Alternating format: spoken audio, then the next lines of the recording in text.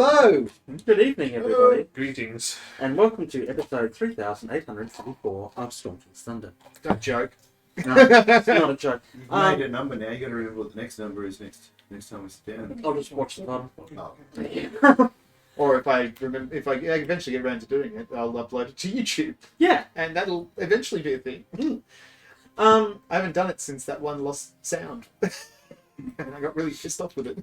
Big setback. So this week's campaign sponsor is brought to you by We don't need you lack as of a sponsor. sleep. Lack of sleep will be our sponsor here. If you really, really want to get through your day and not feel like you can actually achieve anything, choose no sleep. Combined with B. Yeah. Let's all have caffeine. Now, where we left off last time was... Oh my god, at Everlard. At least it's over now. At Everlard, where the party met with a range of vested interests from across the Sword Coast and the far north. Dwarves, elves, druids, the people of Everlard, yourselves, Molly, all discussing, sort of putting across the information that is known, and, oh yes, Joffrey, of course. I forget Joffrey. What information is known, what information is still coming, and sort of suggesting that some firm plans be made for the next stage. It was revealed that the airship had actually been accosted and the crew brought into Everlard.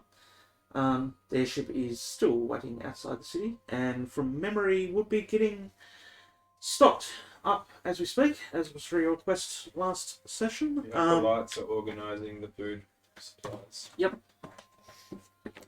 And I think there was a bit of a discussion with Valis and some of his elven friends. Well, a person who became an elven friend towards the end of the session. That's very much Valis. Now, today's session will start... It's morning. You'd all retired for the evening at the end of the last session, or just started to head that way. So the dawn breaks. You're awoken to the sound of the city starting up outside. The hawkers and the markets calling their wares. You wake also to the smell of fresh baked pastries and fresh fruit in the rooms. Flashbacks. Roll for PTSD. So yeah, there is food provided for you all in your rooms. Creepy if we were asleep at the time. Yeah. You didn't notice anyone coming in or out. So, what are you all doing? I'll eat my fresh baked pastry. Was there a tailor that arrived at the end of the last? I did specifically request a tailor. I do believe there will be a tailor arriving for you today, yes. It's getting ready. Before having breakfast, do a little bit of training. Trying out this new sword. Yep. Cool. Tell me what you're doing. How do you try it out? Basically, to start with, it will just be unsheathing and sheathing. Yep. The Each blade to time, feel how light it is and how quickly it can be drawn. each time you unsheath the sword, the 3 tassels, ribbons that are hanging off it disintegrate. Yeah. Straight away until you resheath it and they reform. Yeah, Okay, yeah. so, but you do feel an extra spur of speed. Yeah. When you first draw your sword. I In a way, you're actually feeling that before you even take the sword from its scabbard. and then it'll just be going through motions, getting the weight. Yep. And feeling how it flows. Perfectly balanced. It's almost like it feels familiar to you. Yeah. But the sword itself, you feel it's pretty similar to what you've been using. It was my sword. Yeah, but I mean, it doesn't appear to be, in its action or so on, anything remarkably different. In a sense of speed, but at the moment you're not really picking up anything. Yep. of great change. Are you actually using it to hit anything, or are you simply... No, I'm just. At this point in time, because I'm still in the room, I haven't left my room. I'm just spending 15 minutes to about half an hour, just trying to get the weight. Yep. And yeah, get some knowledge Mhm. about the weapon. Cool. Because I'm not wanting to go into battle not knowing anything about it, even if it is just these small little basic things. You're feeling quite assured. Yeah, I'm thinking I might take it out to do some actual practice properly with it later on, but for the time being, it's just Alice. Gonna nibble on the breakfast. Mhm. Yeah, nibble on breakfast, and then just I'm guessing there's robes. Yes. Great.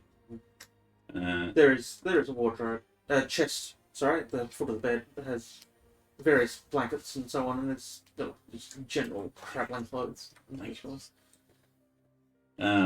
Excellent. I'll have the breakfast, and then go try and find this tailor.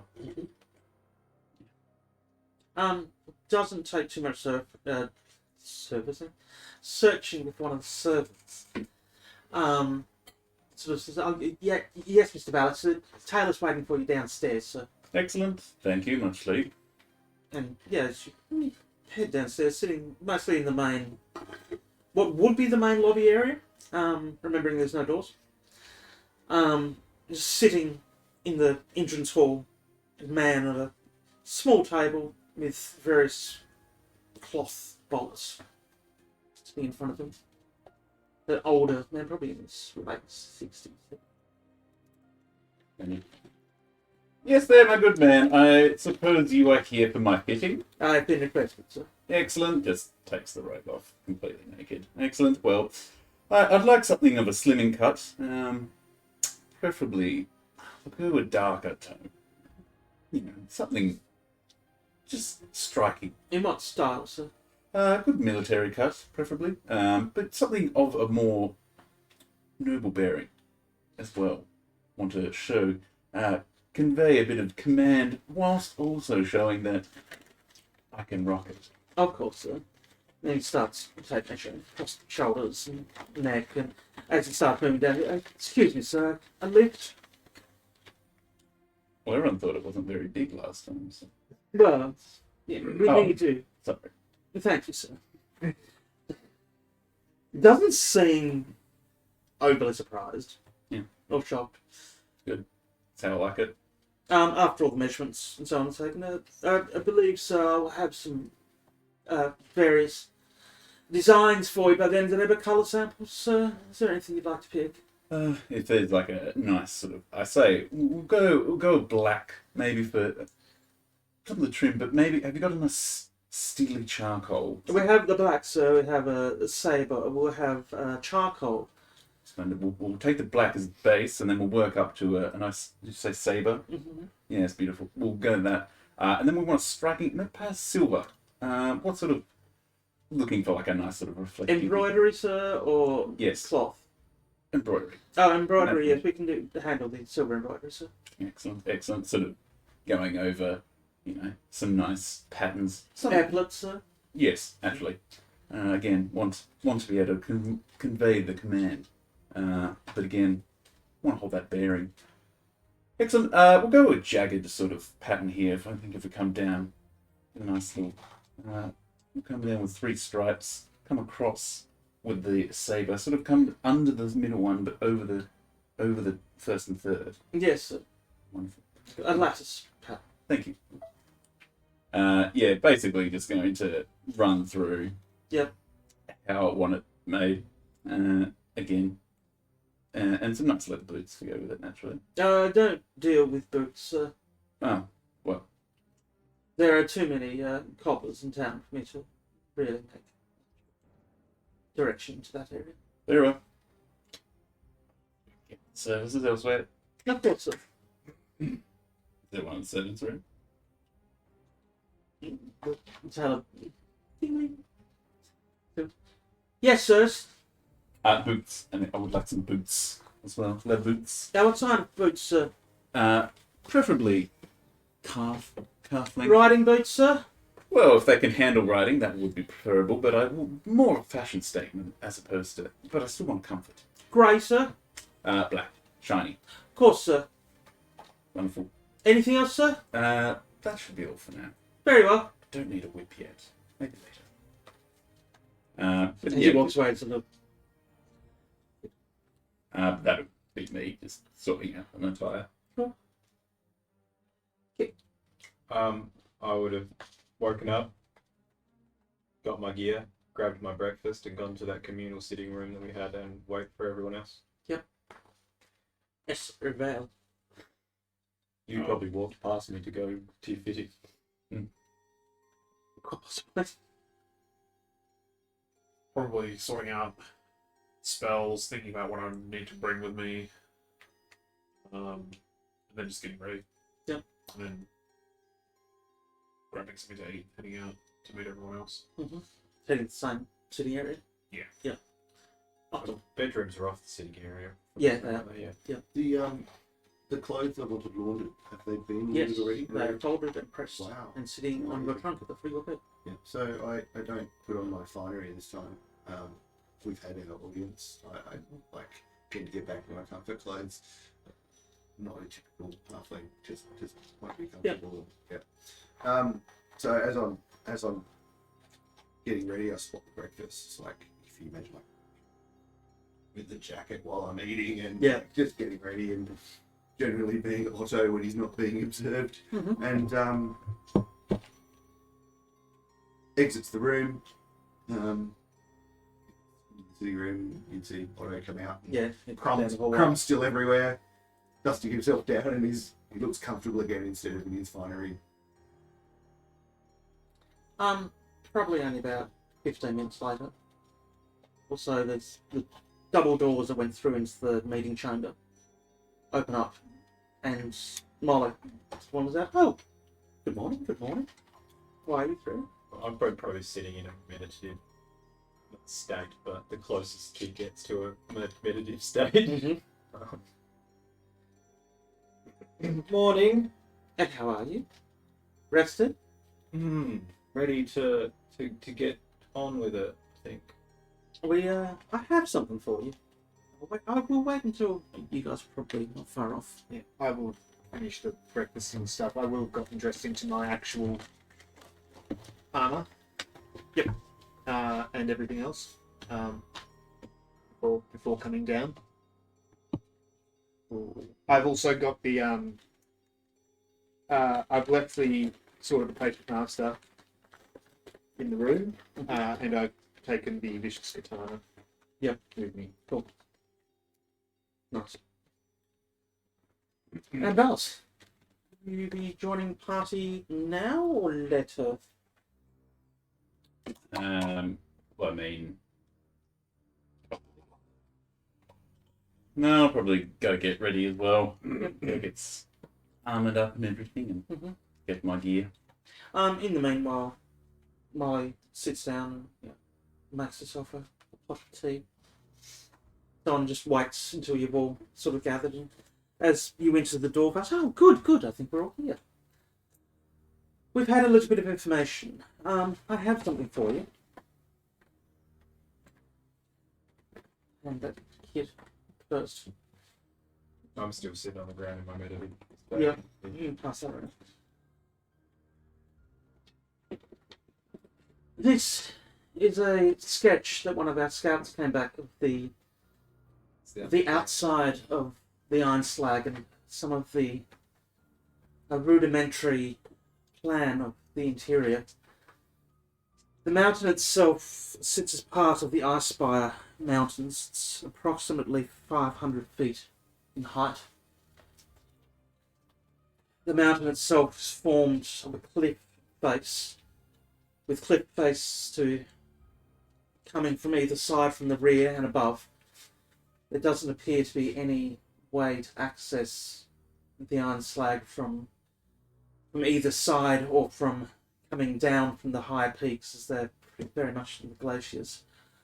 On the top of the Iron Slayer, you can see there's the Yak folk village. At the very base of the mountain is a set of large 50-foot doors, which we believe are the original entrance doors to the Iron Slayer. Adam, yes? Sorry. So when you say at the base, do you mean Down there. here? You do mean Yep. there. Cool. There's some set of doors down at the very base. They're 50-foot high doors, we believe, made of adamantium. Adamantite, I should say. From what our scouts have reported back, they're also air sealed, as in there's no draft coming in or out. Dwarven make. This is obviously something that the fire giants have used dwarven slaves to finish. There is no other entrance directly in, however, up the side of the mountain itself runs a set of stairs, which has been cut into the mountain. You can't really see too well that goes up. 1,200 stairs exactly, which leads to the top, Right up to the axe. to the village. Yep, to the. Judging by this this map that you've given us, is the axe village built into the mountain as well? It's on the top of the mountain, so it's the mountain. So if the mountain is up here, the Yakfolk village is at the very top. Okay, it just looks like it's built in. Yes, there's gardens built off the top that way. So it's actually like on the slope. Yep, we actually have a map of what we see as the village.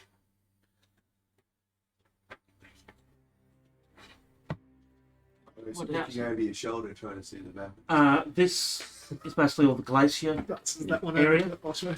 with then a stream coming from the glacier down here, which powers a mill. So With- does that run off to the edge of the mountain? That then goes down off the edge of the mountain. Where your thumb was, that large black hole, is Our entrance. yes. The mill powers both a flour mill. The Yak folk grow various grains. They grind into flour to feed both the slaves and the giants. And the other side of the mill is where the elevator shaft leads down into the actual mountain. The only way for the slaves to go in and out of the mountain is down through that shaft. What is this craggy thing at the front? Ah, yes. From what our scouts have, well, our scout, only one of them returned, believe that is a wyvern nest Right. who circles the mountain every few days. It's not there all the time, but there's enough to know it's roosting there. So not part of the whole establishment, just merely monopolising a gap. From the best of our knowledge, the far giants wouldn't have allied themselves with the wyvern, but convenience maybe. It's good to know whether it's a scout and keeping an eye on things on. Is that we're unsure. Burns noted to be territorial. Should we be concerned about a flying threat as we're trying to fly in? Yes, that would be something to consider. I believe we'll be coming from the. So based off that map, what's the direction that the mountain faces? The mountain faces south. South. So we'd be coming in from the north. That could be interesting also. Heading for the north is into the ice spires themselves, where there is known to be highly treacherous. And you will be flying into the domain of at least one, if not two, very old white dragons. We only need to. Well, if the plan still consists of us being captured, which from yesterday's discussion I believe was the more optimal approach in terms of dispersing forces and getting ourselves in there, we will not need to fly as far in as the wyvern probably patrols. Just close enough for us to wander in, get ourselves caught, and then delivered relatively safely into the giant's lair. The only problem with that, though, is do we have our weaponry? Well, that's where Otto's bag comes in, and hopefully, Yes, hopefully a second one. we do have to have those bags with us. Will be the only problem. Well, they squash down quite small. I mean, I imagine you could, well, the larger of you might be able to store some. The other option is You would know from your bag to the openings. Only about that big. No, I mean, like bag, stuff it somewhere. Oh, it's just a little small. It's Yeah. like, you know, obviously someone bigger would have to. It's very well and good, but any, hostage taker, prisoner guard would, worth their salt, is going to check anyone for any valuables they have. yes, and all they will find is an empty bag. Suffice to say, where does that bag end up?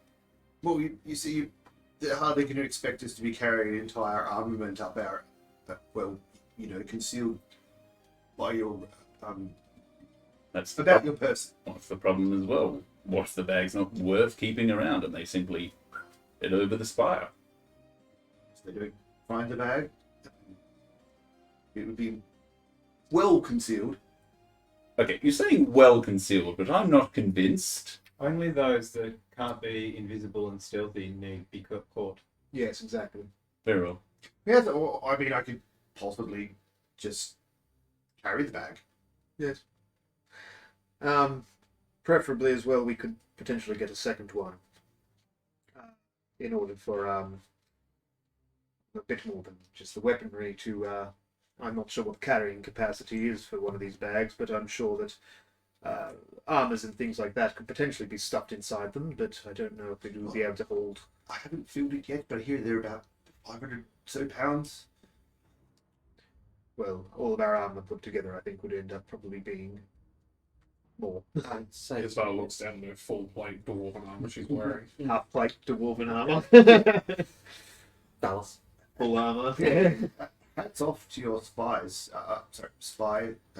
Yes. I was not quite sure how to address it as plural or singular. Like he obviously got a very good look at all of the nooks and crannies. But That is Do we know mainly made up from information he got from the slaves. so we don't know exactly what's stored or used in any of these areas. As far as we know, the further into the mountain, the more intense the heat. So Unfortunately, the slaves didn't have a lot of knowledge about the lair itself of the Duke. Granted, Mainly for the mines higher up, granted, the Duke's probably in the hottest area of the. as they don't feel the heat. Yes. I would assume deep within the bowels. That is our assumption. Yeah, so I was just concerned we'd, turn the wrong corner and run straight into the barracks or something. And if we don't have that information, we just have to play it by ear. I'm afraid this is as I don't good as suppose we have. Even our scout is not in a position to speak with us anymore. I don't suppose the scout happened to know where the Yak folk tend to scout for our new slaves primarily. From what they understand, they head out into raiding parties downstairs. Down the stairs, and go out to the south. everything to the north of here is White Dragon. and pretty well uncharted. Well then, we will be approaching from the south, but hopefully not close enough to get anywhere near this wyvern.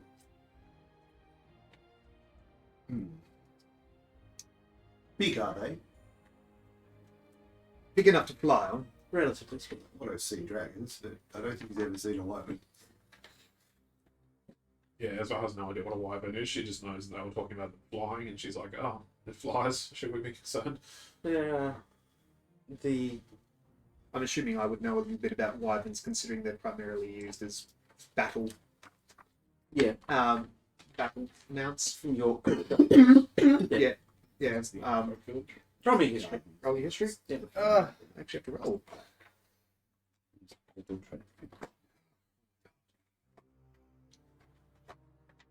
I can get the d20 out.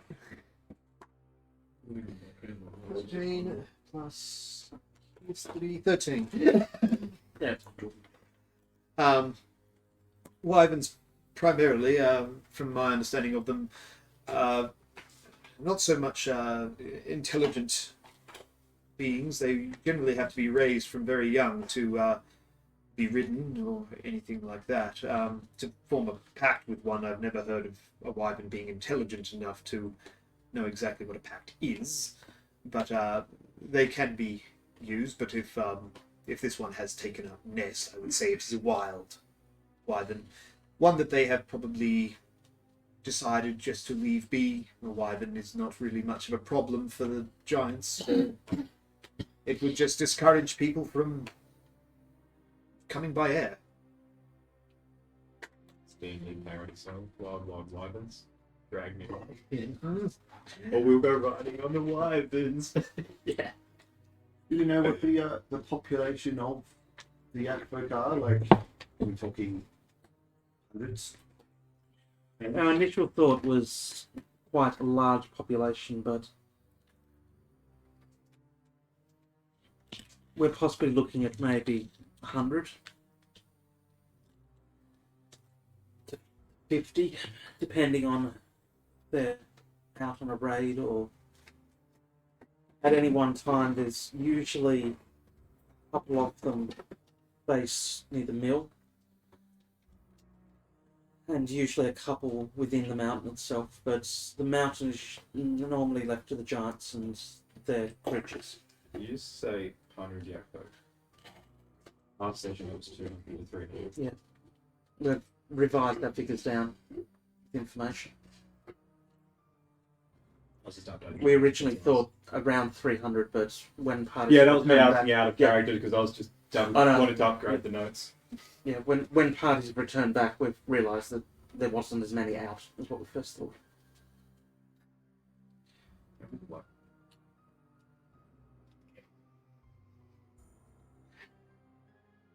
Now, if there's nothing else from me, I will see if I can find another bag for you, of course. Sorry, guys. I Yes. believe Oh no, we had to give them a list. We're going to give them a full Yeah. list before they started hunting. In fact, I shall start looking for that. And if you would like to get a list together for me or any other information, I'll be more than happy to help you. So, dearies, I should leave you to your planning for the time being. Thank you. Please, there's a bell. Once the small silver bell next to the drinks trolley. Please just ring that bell if you need anything. I'm sure someone will come along. And with that, and back out. All right. So, I believe that Kit's idea of being captured by the Yak folk, for those of us who are not as stealthy as others, might be for the best. Obviously, Otto, you have the ability to remain unseen in most circumstances, so carrying the bags, I think, would fall to you. About that. Yes. I haven't really done a lot of it, but I can actually make others invisible too. I mean, effectively, in theory, I could do you for an hour. If that's an option. I mean, that will leave me quite drained. It's casting quite high. But it could be done. I believe that going into Serpent's Nest as it is, we will need as much of our strength as we can muster. I would prefer to have you at full fighting capacity. I don't mind being put in shackles for a short amount of time, but Nonetheless, it's an option. It's yes, and a very good one that we can very much deliberate on. I would like to have everyone's thoughts on the matter. Like the idea of being put in shackles. You can obviously see that Valis is not used to the taste of being the servant. There's a big grin on Otto's face, and he's just picturing it. like running in a suit. He's got this little image playing in his head. The only question as well that we haven't asked from intelligence gatherers is if they send down the slaves at a particular time, we may get captured and we may be held up. Otto may be able to get down unseen, but what if we get stuck up in the village? Well, as long as I can take this with me, and she takes out a holy symbol. As long as I can bring this with me, I can at least still use some of my magic. As a last resort, I can potentially move us somewhere. I can't quite make us invisible as Otto can, but I will still have access to some magics also, but their utility may not be as good as you two. The question is, there's still a lot of chance riding on this particular plan. I mean, obviously we're not going to have certainty on anything we do, but there is a lot of variables that we still have to consider. But one of the biggest ones is, how do we contact? Has that been resolved? Like, if we're successful, was there a device or some mechanism we were going to use? Do not believe there is much point in contacting anyone. It is, we get the conch, we use the conch, we go straight there. Yes, but there is the world tree. We discussed earlier about... Yes, and if we fail here, then that doesn't really matter. I feel the world tree is possibly a symptom of the cause. Grandfather tree. That one. Thank you, kid. The Jeeper tree. That was Alan. The grandfather tree, they will hold off long enough for us to potentially reinstate the order as it was. Success or failure changes nothing, because if the units that are out to attack the world grandfather tree are already out, killing the Duke's not going to stop them. So the extra 100 troops that we were going to take are now part of the defense for the tree. The tree is no longer our problem. Yes. I suppose then they'll know we're successful when we're successful. When the Iron Slag goes dark, they would know we're successful. Indeed, we're best off cutting the head. Yeah, I like that. Yeah. Write that one down. I'm not military, I just tell the military stories. So much work. I can't help but notice that the stream, river, I'm not quite sure how brisk the flow is of that. Is it quite a lot of this time of year? Like, is it just enough to spin the wheel? Like, We're how the much only- water is flowing? we're the only ones there. Molly left. The DM made sure there was no NPC stuff in the room, so it doesn't need talking. I'm looking at you, but I'm Yeah. voicing it. Because It's coming from a glacier, so it's the cold. yeah, because I mean, it seems large enough to power the wheel, and the wheel is I would assume that the shaft down, or is that it's powering what appears to be the lift mechanism? It's quite a lot of effort. I would Water for work.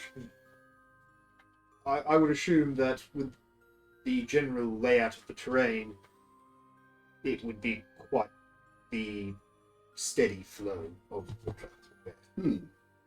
Well, I'm more wondering what would happen if it was diverted. There's a giant hole next to it, see, where the lift is. I don't know if that'd be useful. Certainly create a distraction, quite a commotion if your mine shaft starts filling up with water from the bottom.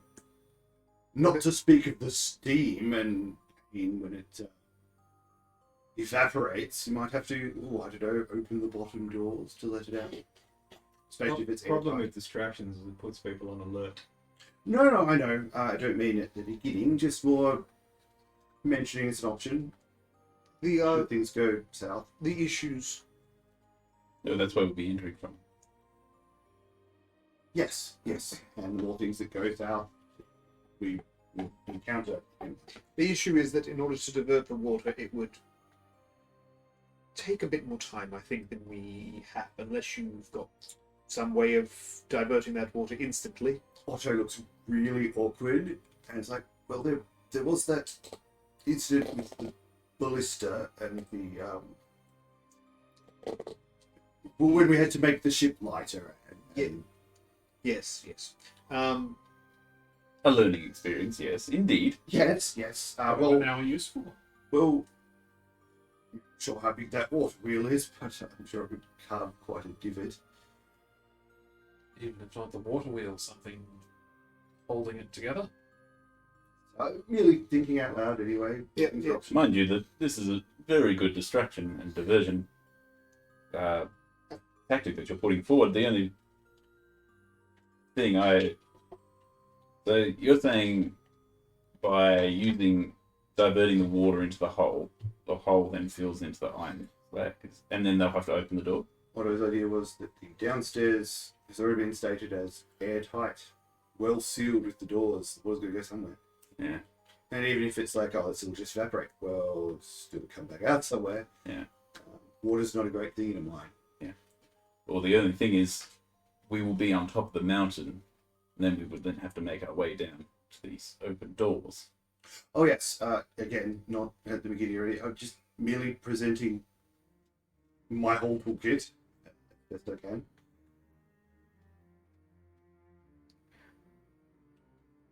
I think that by, Making as you it said, more- diverting the water by using the water wheel as a sort of trowel I think we're focusing may on the give wrong us thing. may give us away a little bit much there. We haven't even worked out how we're getting Yes. there yet. Why don't we break it down into stages? There's getting into the camp, then there's getting into the mine, then there's getting into the base, then there's getting to the Duke, then there's getting out. So if we could go back to how we are going to get there first. The idea has been put forward to turn everybody invisible, but as you said, that would be rather draining on yourself. The other option being that we are, well, majority of us are captured and some of the others sneaking. I say we put it to a vote. To be clear, it's not an all or nothing. I can do Multiple. less of you, but yes, I did a quick count and The you can do the lot. thought of, like you said, your ability to make us all invisible, maybe use that as a contingency if something went awry. You're going to have to be invisible, aren't you? When we went to the casino, you mentioned that you couldn't hand over your weaponry. Look, that was... I'm working on that. But is that, I mean, we can't present you as a potential captive if you've got a... Yes. I don't think it would go well if it got snarky too. It kind of jumps a little. I swear I saw it move and cut that guy. It's to bite, doesn't it? Just a little bit. Well, you're not wrong. Thinking back to when it cut me. Just a little shakes hand. I had some advice last night from a source, a glaive guy now, and look, he said to just kind of lean into it. I'm working on it. Yes, well, I'll work on it. Give me the day. Just give me the day. Plan to show it. I'm in charge. Okay, so I'm going to show Daddy I'm in charge. Yes, just cricket. you hadn't told us. Quickly you realizes it doesn't have a glass of wine, so gets up and You goes also- to the trolley. You never actually told us, I don't think, that it was your father in the glaive, had you? I've always Yeah. put it as Daddy's like watching and things like that. Yeah, just the. I've always been very ambiguous. Cards on the table. what abilities, magics do you two have that you haven't shared with the party so far? Well, would you like a whole inventory? Well, We need to. There's a few. makes planning easier if we know all the tricks that are up all the sleeves. Well, since my recent change and new, shall we say, management, my magic has been tailored less towards fire and more towards the eradication of life itself. Goes with the look. So a more direct route. Yes, things that allow me to drain the life out of living beings and feed my own life energy if I need to. Or just hit things really, really hard. It's a little awkward. I do have ways to protect against death and to potentially destroy anything wooden in a matter of seconds. That's good to know it I think that's both ways. I destroy wood. Termites. Cast There's termites. things that Summon. destroy That's infestation. It's called Think of the Queen. Like something large and wooden and probably just rotted away, you know? So, in regards to, again, we don't necessarily need to use some of these abilities. Some of them might be crucial to making a plan work, but some of these could be used as a contingency for if something doesn't. Work Well, out as quite as we intend. Again, one of these variables goes against us. Well, I mean, I could do this and we can like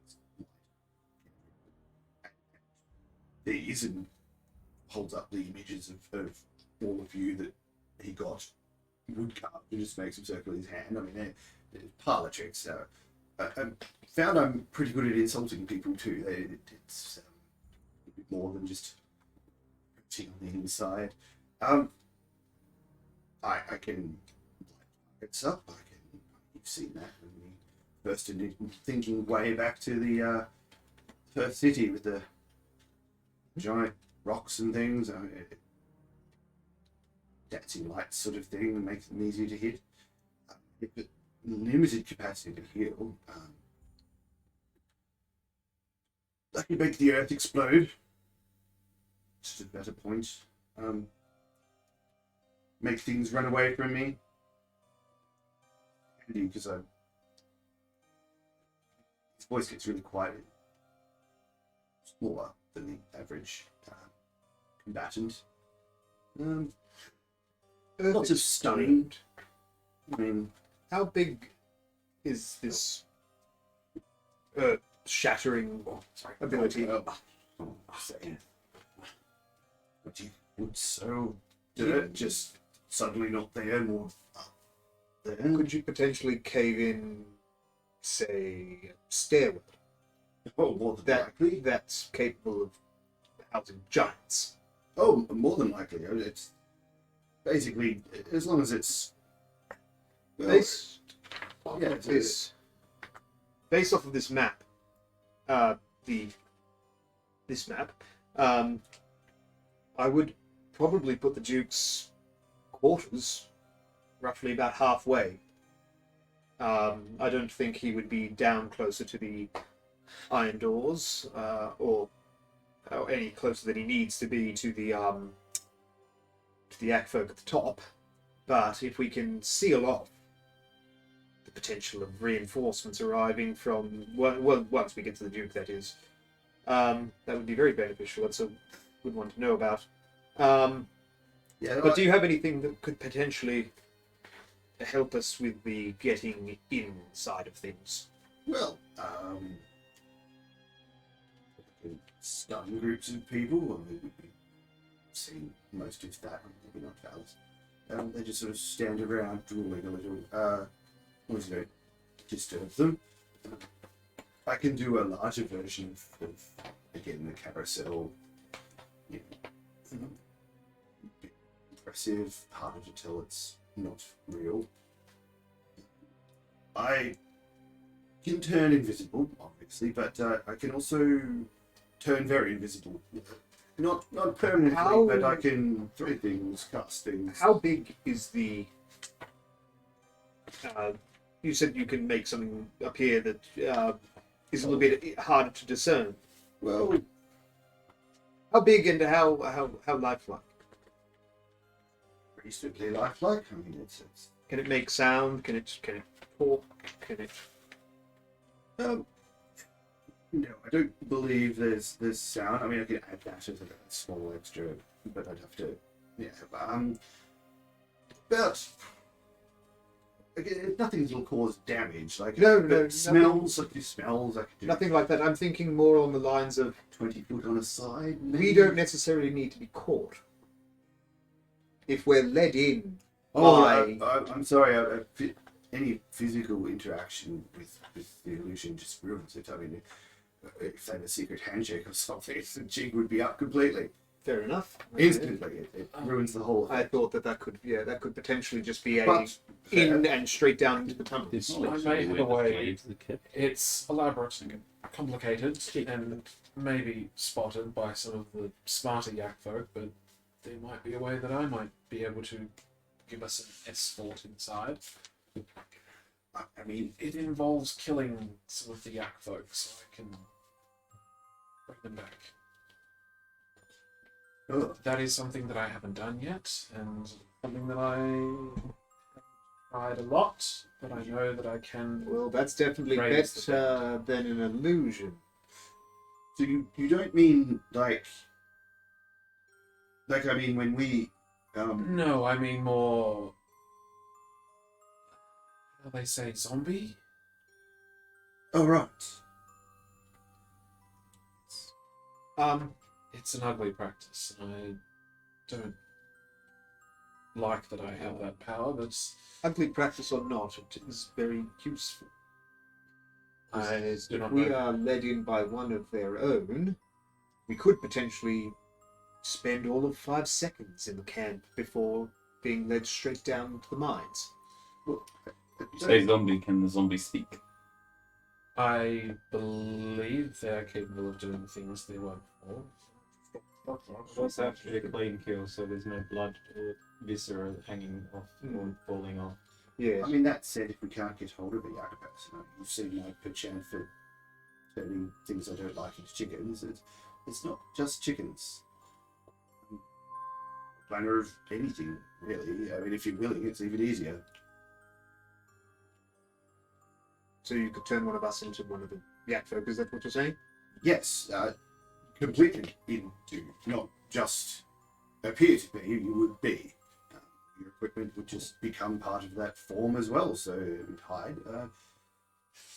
Bit of it looks at kids like that. Some of us may not want to experience that, but it might save hunting.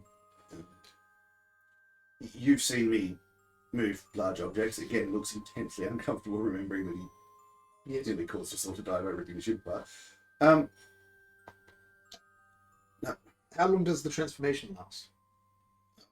Sorry, excuse my I don't know a lot about magics and things like that, so you will have to About the same time as being invisible, about an hour. an hour.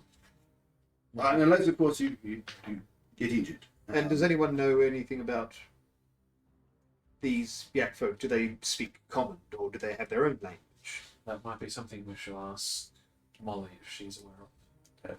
Anyone can roll me history. That's it for Haven't you, or haven't you all faced them before? Face the aftermath. We saw some dead ones. Yes. Whole glass area of.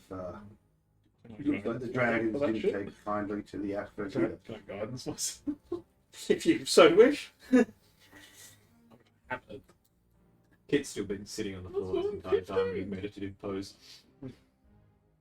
The stories you've heard Yes, of the it's Yak folk, they speak a very. They have their own language, but also a very guttural version of common as well.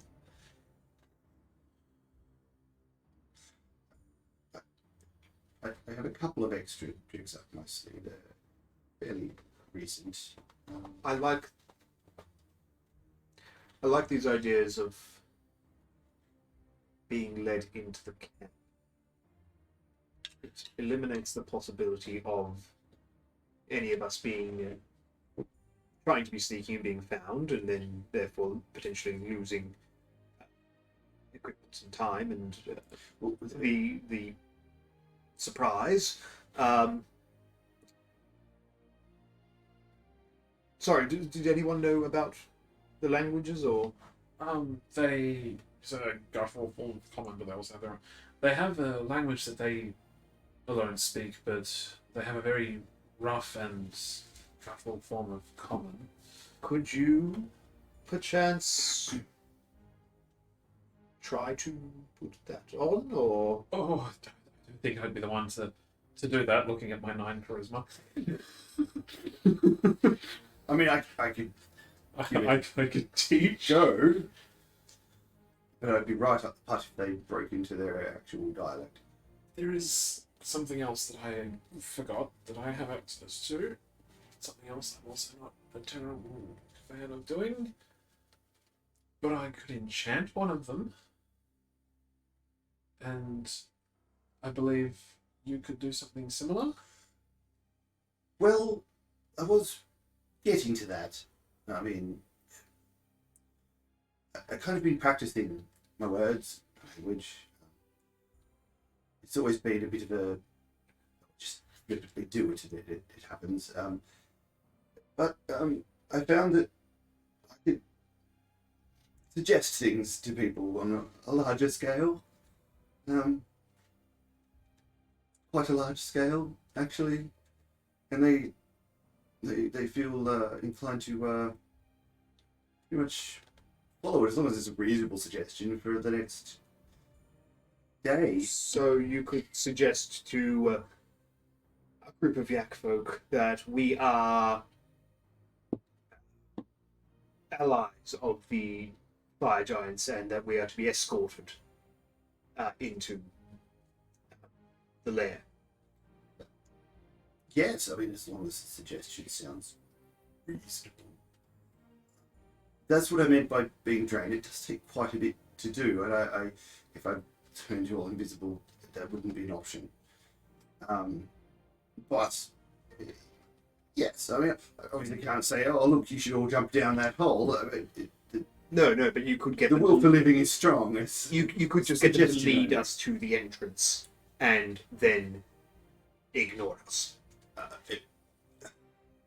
Maybe if that was what they normally did with the ignoring. Well, it it's gets a more bit tricky. it's more getting them to lead us to the entrance because we are allowed.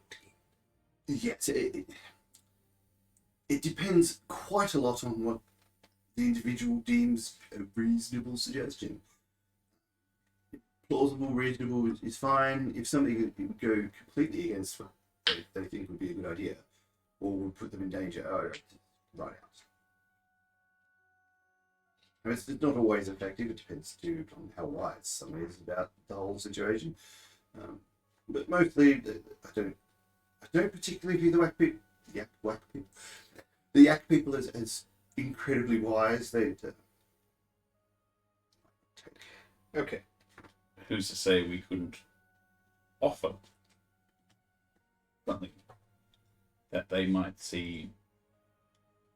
What we could, if you wanted to, we could use the suggestion, but also we could make that suggestion more realistic by perhaps offering something for this item that they're creating. It doesn't have to be a genuine artifact of any kind. We could just simply hold a spring up and say, this is a part. Investment would be cool. Yes. True. But again, one thing we need to take into account is this is the first layer. Judging by these maps, we have many more to go, not to mention that there will be fire giants, which are quite the adversary. Yes, and while I can suggest to a lot of people a course of action, I mean, 24 hours is rather nice and it gives you a lot of flexibility, but it does take away the ability to beef up any of my other. Some of them I can potentially erupting earth. I could. It doesn't increase the size, but it does hurt a lot more. A bit more velocity on the rocks and the dirt and the. Mhm. Yes. Well, There is one other thing. It's probably a couple of things. It's probably more defensive stuff. I'm not sure if it's relevant I to getting in. I think some of the early options of going in very inconspicuously are definitely going to work in our favour. The idea of potentially being escorted by one of us being in disguise is a very clever method, subterfuge. I think that is probably the best idea in terms of how draining is that for you to. The suggestions. No, the transforming of one of us into. Oh, I could potentially do 3 times at a pop. I mean, if pushed. 3 on top of that, but again, I'd lose a lot of the other mechanics that might benefit us. The door opens. How are you all going, dearies? Molly. Not bad. Few questions. First of all, you gave us what was it, 1,200 steps? 12,000 steps. 12,000 steps. Yes. Considerably more than I had to do my head. I think I made it drop to 0 when I first said it. Yes, it's 12,000 steps. 12,000 steps. So that's probably going to take us more than an hour to fly. Possibly. The mountain itself is about 500 feet high. So what are your plans? How are you? Well, we haven't even gotten into the camp yet. That's going to be difficult in its own right. This is the potentially the most difficult part. There's no much point to turning up dead. Is there anything that you need from me? Any questions that have arisen? Well, at the moment, I'm wondering how long it would take for us to climb these stairs to get. How are you doing it? Have to get relatively good. How many steps per minute? And 12,000 of them. Otto glances over at Kid. I mean, Kid could probably do it in about 3 seconds.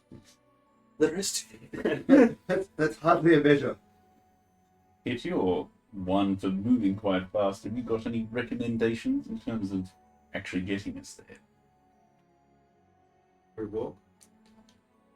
We take the airship down out of line of sight of the all adjoining areas so that they're not on alert from an airship being nearby. Then we, as stealthily as we can, walk to their camp. We get close enough that spell would be beneficial to turn, I suggest, yourself, Valis, into a yak folk to lead some prisoners in. Then we do it. But if we can stealth all the way into their camp without having to burn any spells, the better for it. Yes. The less resources we have to burn getting into the mine, the better. My issue at the moment is I don't suppose we would know how often these stairs are patrolled. The If at all- stairs, if at all. well, as far as we are aware, it's just whenever a raiding party goes in or out, they're not really patrolled that often. I think the Wyverns takes care of a lot of the patrolling of them. So we're looking at once a day, once a week. Possibly. The village does overlook the stairs. So anything coming up. We'd still have to be able to see. Being caught by the raiding party eliminates the issues of being caught trying to sneak in. And if Ollie or one of our friends can provide us with something to unlock shackles, perhaps magically, or potentially could train one of us with the more mundane, well, it's going to take us time to get there. I could try to learn how to do it on the way. So that then one of us, 2 of us goes in invisible, the rest get caught, 3 of the other ones during the night. Unless we get taken down then and there into the mines. If we don't, we get unlocked and snuck in. Yes. And if we have one of us pretending to be a yak folk, we can therefore control the manner in which we get hopefully sent in. One of us is escorting the captured ones. It depends on the hierarchy of the Yakfolk Indeed.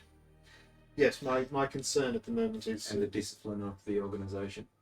But the idea being there is that we still have some control over Yes. where we can move. I mean, if Otto was invisible when we got escorted in as captives, and if we don't immediately get led down the mines as captives, Otto turns himself into a Yakfolk and goes, I'm taking these slaves into the mine. Yes. Yes, my issue with that is Otto's ability to be invisible is. I don't know if you're capable of getting all the way up the stairs in an hour. So I'm a bit more worried about how many spells we may To have answer your question, Molly, we're not at the point of asking for things. No, yet. that is fine. Whenever you feel as if there's something I can help I you do with. have one question. Yes. These circles that let you travel. Yes. One place to another. Teleportation service. Yes. Does the Iron Slag have one? No, dear. For certain, there is teleportation service. Not linked within our service. Oh, I don't mean linked. I'm not sure how they were created. Whether you just found them lying about, or whether. Oh no, we cast them ourselves, Ah, and then over periods of time of repeatedly casting them, they become a permanent fixture. yes. Okay. Yes, it was more. I don't know. Some important places might have just had them. As far as we know, our knowledge of the Fire Giant's magic is sketchy at best, but we don't believe they often use teleportation that way. Good to know. There's a more militant folk there. They're not a group to Well, hide their the Iron marches. Slag wasn't previously fight wars. Arguably, Anyway, that's a fight between the dwarves and the giants that I won't get into. Well, speaking of teleportation circles, what about a place here that is, I need to ask, associated with the Raven Queen? There may be Maybe a cemetery? Or there is a small shrine in the cemetery.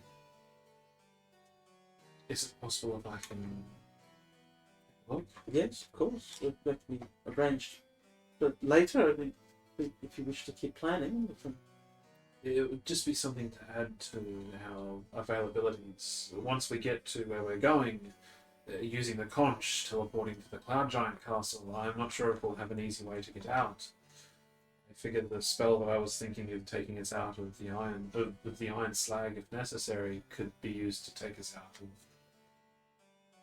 the Cloud Giant layer in the same manner. But the only issue is I need to have an anchor point, and the anchor point is a place of dedication to the goddess. Well, of course, that's something that could definitely be worked out. is it? I'm uncertain whether the magic will work exactly as you intended. As we're still unsure of how to get there ourselves, let alone get back. Yes. Once again, it's more of just having the option there if it is necessary. Of course. Yes, we can arrange for that for you to be escorted there. There is a small piece of news we have just received, though. It appears that the the Fire Giants have formed themselves into an arrangement. I mentioned, I think yesterday, with Drow. It appears they have our spies within the Drow camp informed us that the House Solaren have entered a formal alliance with the Fire Giants. They were, of course, removed from Gortglum, the dwarven stronghold, many centuries ago. They believed this alliance would allow them to return to their home, which would also mean removing dwarves from within it. but we have confirmed that they are seeking a small creature from another plane trapped within an iron flask. I think we've mentioned to assist with the giants. Yes. From what we understand, this has been located and found, and they're heading towards the iron flag, if not already there. So time is of the essence. Indeed. I may have overheard you mentioning about heading down into the mines themselves. One of the I may have neglected to mention the large pit, the elevator has a portcullis across it. Large iron portcullis. From what our understanding is, none of these have any mechanical elements to them to rise them or lower them. The giants rise them. Yes. For a giant to lift something like that is no real feat. I mean, I just have to pull it out of the ground. Indeed. So, if there's anything else, please, I will continue. We're doing as best as we can next door to it's the equivalent of a I want to say it's a Zoom meeting. I don't know how do you actually make it. The UN. Yeah, a magical Zoom meeting in the next room, basically. Scry. Yeah. You're on mute. You forgot to say. You forgot to hit send. We're all planning next door. Please call if there's anything else, but I shall leave you with that information. Thank you, Molly. Thank you. She returns. Smell of cherry blossoms in there. I asked you about the circles. That's more about arriving somewhere. You were talking about leaving. I didn't mention it before. It was all anti-magic. You can't get in. You can't scry. Things probably don't work. I'm not sure if that applies leaving, but we could potentially, within 6 seconds, arrive in any of the cities. There is a circle. Big enough one on the ground, and we're away. Case mentioned, I know these people that were at the meeting, all the fancy magicians, they were all snickering and laughing about not being able to see into the iron slab and so forth. Does that mean that there is some barriers around, though, that might cause some problems? Well, shielding, from what I understand with magic, you either dampen it, turn it off, which can get quite inconvenient, or you shield. No, that's preventing, don't look at me, I'm not here. But I'm not entirely sure it works both directions. It's like, hold up a big image of a mountain, and like, oh look, it's a mountain. You go around the other side, and well, it's quite clear. You can just walk through the paper cutout. I don't think it hides much from the other direction. So depending on what kind of magic, you may well be able to just do whatever you like on the other side. As far as security goes, people don't tend to think about leaving. It's just the arriving you don't want. The other point I feel to bring up is that you say a lot of these abilities and spells are going to tap your resources. The only thing is, I imagine once we're even in the Iron Slug, there's probably going to be fighting involved. The fact is, no doubt. Will you have the resources to perform such a feat? Well, leave something in the bucket, the more the better. We are going into an enemy stronghold. Probably a good chance that we're going to have to. 3 of my most Get out powerful the bucket. abilities include that. Being able to travel to any teleportation circle. I can lift very heavy things. And I can potentially create a wall that nothing can get through at all. I don't even think I've seen a mage go through one. I mean, rip it apart at its very core, but it's solid. It's there. The problem is I can pick any two. After that, it's Well, I need a long I rest to be able to. am recover thinking enough. at this point that the best way in is for potentially Kit and Otto sneak in there, however you do your sneaking. Three of us, potentially just the two of us. I'm not sure if your glade will allow you to be captured or not. We'll discuss that, I think, more when we get there. We may need to have you invisible as well. But some of us will be captured over the course of maybe that night if we're not led straight down there. If someone is able to pick locks in that time, get those of us who were captured out. Otto can then open the gates as they are, and in the dead of night, sneak on in. That's sounding like the best option at this point.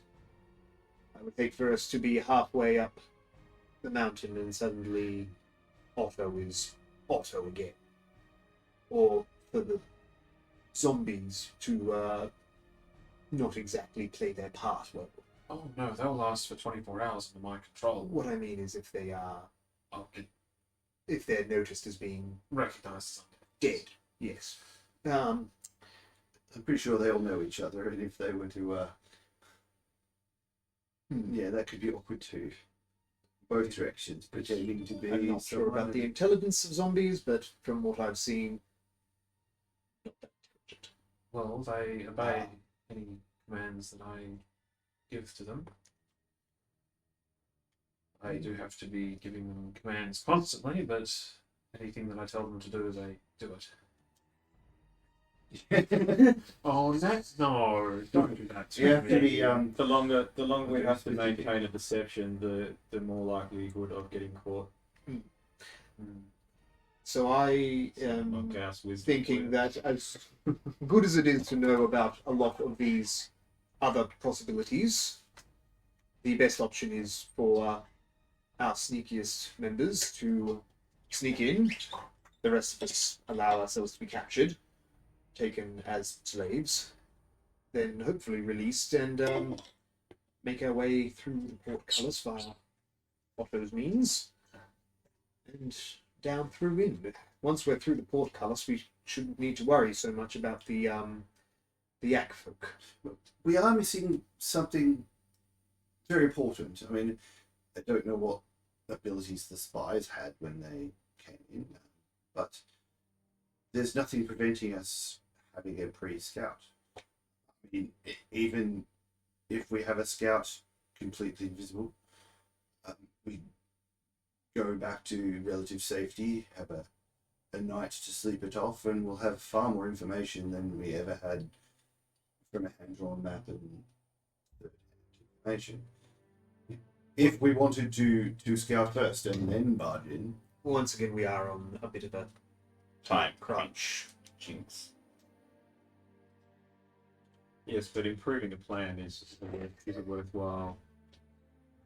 We need to have the plan before. Yes. But if the plan includes a scout to improve the plan or to tweak the plan, that's not a bad idea. I mean, that's not necessarily necessary, but we were talking about going in with full buckets. It might be that we find out that they don't do slaves until the day after. We know relatively little about them.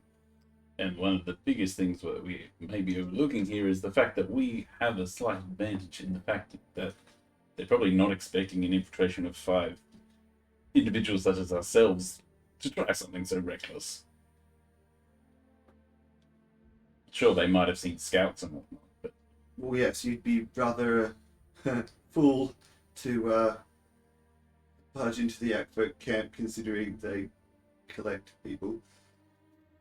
That's as verbalised, it was slightly floating on what I was saying. I suppose it is the equivalent of delivering someone's dinner to them on a platter. They don't eat people, do they? Suffice to say, we've come across here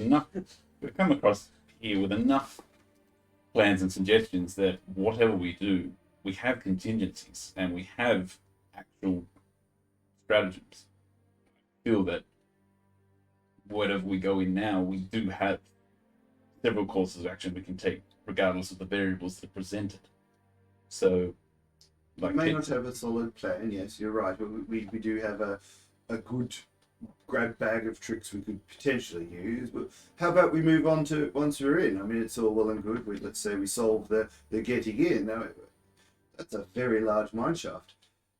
Can you even traverse it on foot? Are there stairs? We probably should have asked that.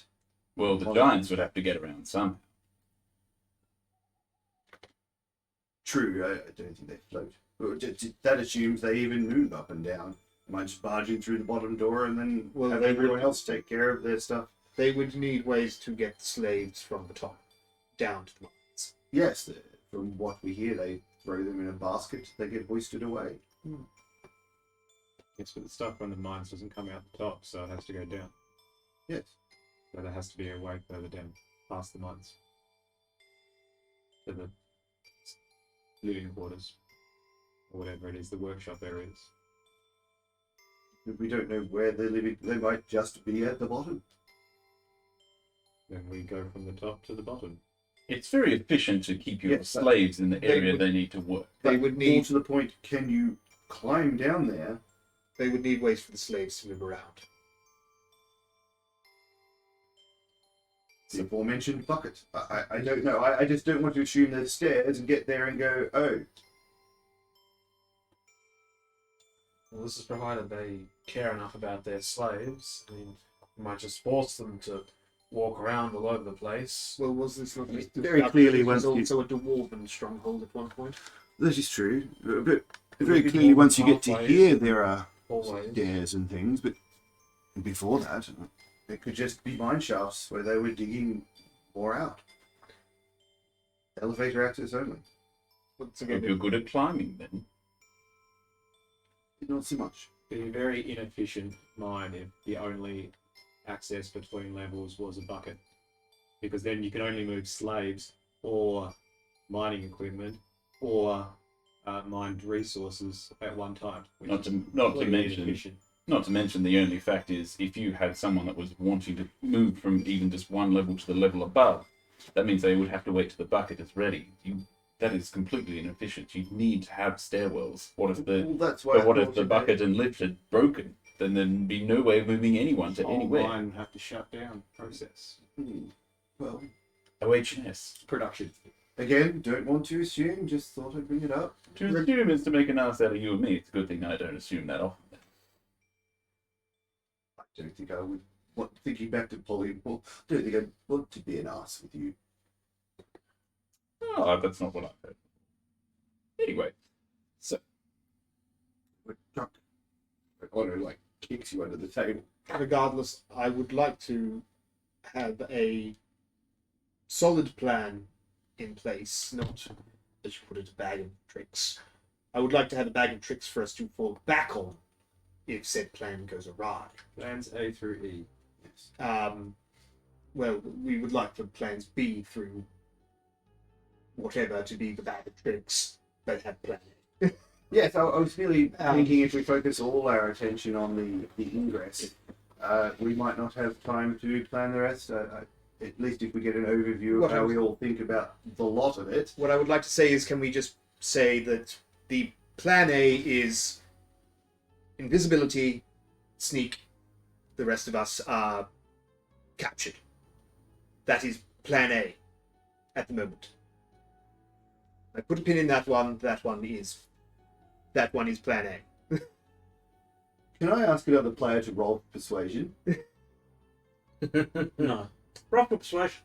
Because you've just commandeered and said, we all agree that this is the plan. No, I'm I like, said, can we agree? Can we agree that this is Plan A for the moment? Like, can we you have? didn't say Can for we, the moment, it was how it was delivered, that's why I asked. so we'd just like to have a plan put in place. That's like this is the plan that we're going with currently. Do I roll against or... No, that's what I'm asking. No, I don't. That's what I'm asking us to do. No, no. What's the plan? Go to the answer. Thank you. That's a 17 plus. It's, What was it? Persuasion? Yeah. 18.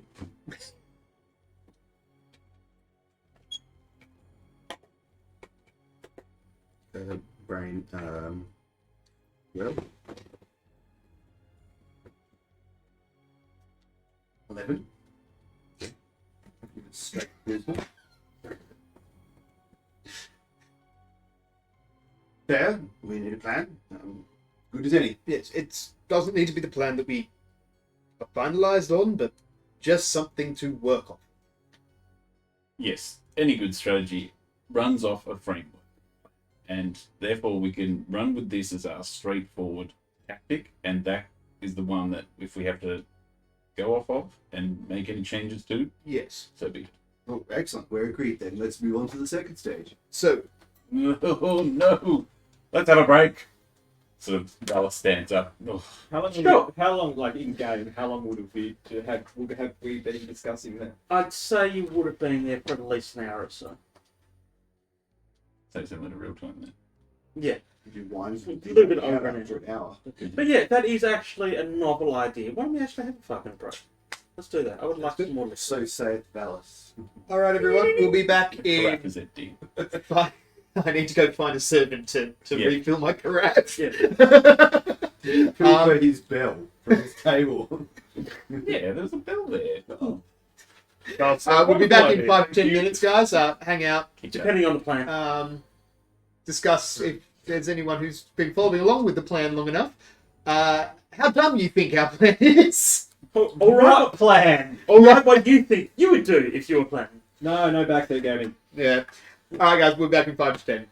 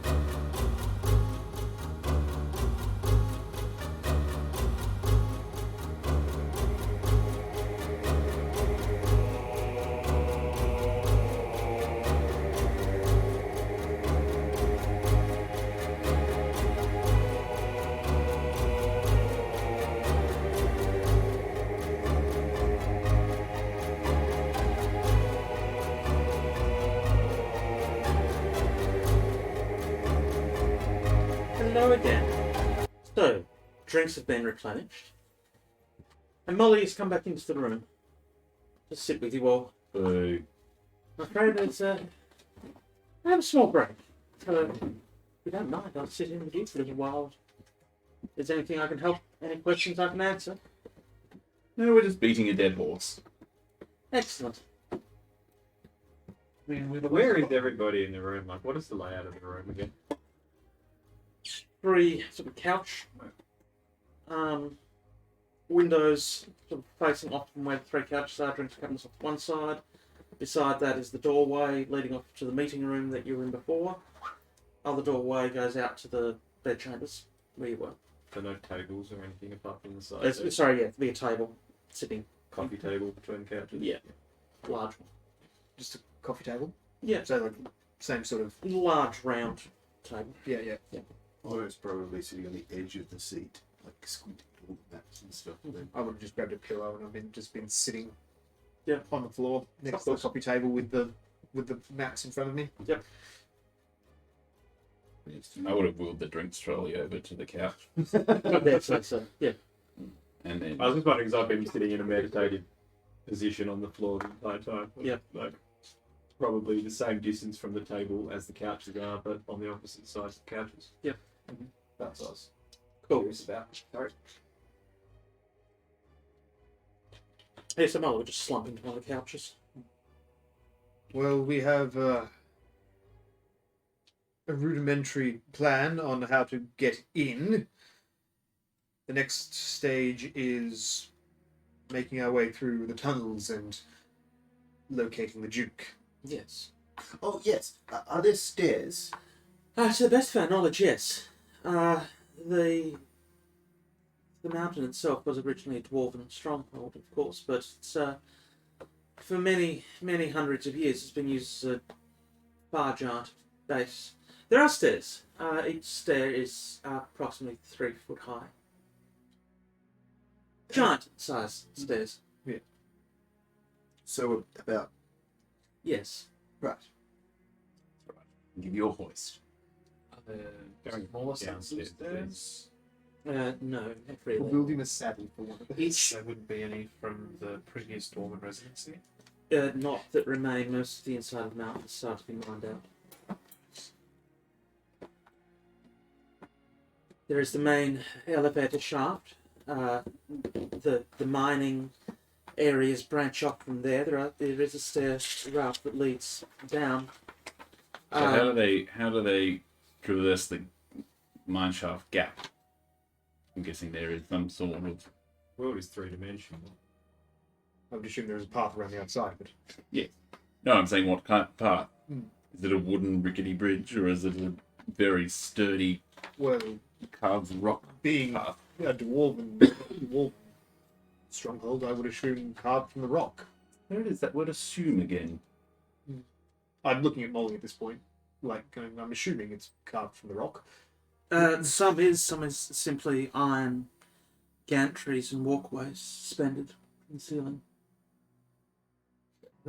Speaking of Structurally wise, it has to hold a fire giant, so it should hold us. yeah, speaking of stability and sturdiness, I mean they're apparently mining with a keen passion. How, like, if it was just the dwarves built it and it was there, I'd ask 1,000 years later and go, how sturdy is it? Everyone would go, well, it was built by dwarves, but you know, imagine with all the hacking away, are fire giants keen miners? I mean, Yes, of all the giants, they would be the closest. Yeah, as I said, the closest akin to the dwarves. suffice to say, everything's quite sturdy. There's They do pride themselves on their craftsmanship. so less likely that we could bring the whole thing down. Yes. It's been there for a very long time. I don't believe it will be brought down too easily. You heard the grumpy old dwarf yesterday at the meeting. He said that the craftsmanship of theirs is very close to that of the dwarves. Hmm. Was I believe the shaft, though, does descend the full 500 feet to the base. yes. Every down balance. Being a dwarven stronghold originally, I would assume that there would be somewhere in there where the leader of such a fortress would reside, their personal quarters. Would it be safe to assume that that would probably be the best place to start looking in terms of the Duke? Well, we believe that originally it would have been towards the base of the mountain, in the deepest, widest part of the mountain. Enough. Ah, Hmm? that was like. Residents. Does any of the dwarven-sized Ucontrons have survived, or is it being converted entirely to Giantsville? Well, I believe there'd be a lot of areas that would host the yak folk and their slaves, of course, but the majority of it would be built for the giants and their kin, of which it is our belief there would be quite a few various giant kin within here, as well as the giants themselves. Trolls, ogres, so on. Lions and tigers and bears. Oh my! Oh dear. But there weren't any there. Because of the lions and the tigers, yeah. And the bears. My mum did. Troll in the dungeon. Well, but say locating the conch is going to be interesting, to say the least. I mean, the information we had is that it resides within residence. Is that correct, Kit?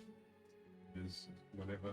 It's with him and his family. Yes, I wouldn't let it out of my sight if it was something that was that.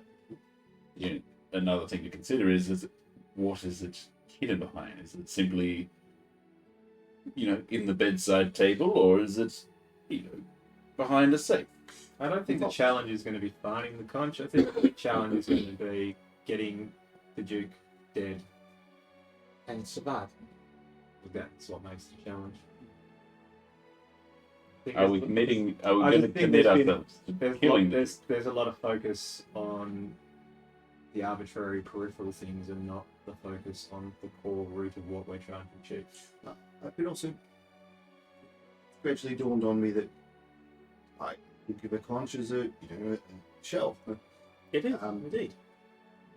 I can't picture a giant the more I think about holding a shell like this and trying to blow into it. It's likely quite large. Yes.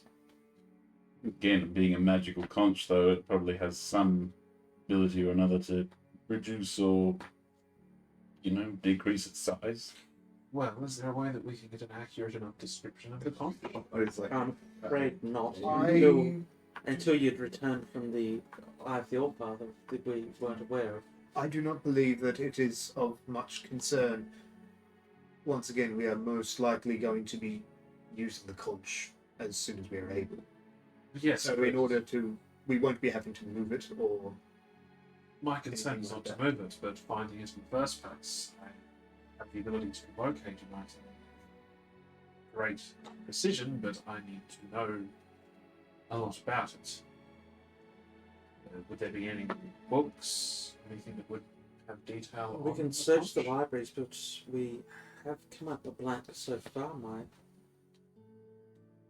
Maybe the best advice I could give you there is to speak to someone within the Iron Slag who has a good knowledge of the conch. I have to say, I probably Aside from the Duke, I'm not entirely sure who that could be, but if that may give you the information you need to locate it. I have to say, what Kip mentioned, we do need to concentrate on the root of our mission here, which is obtaining the conch.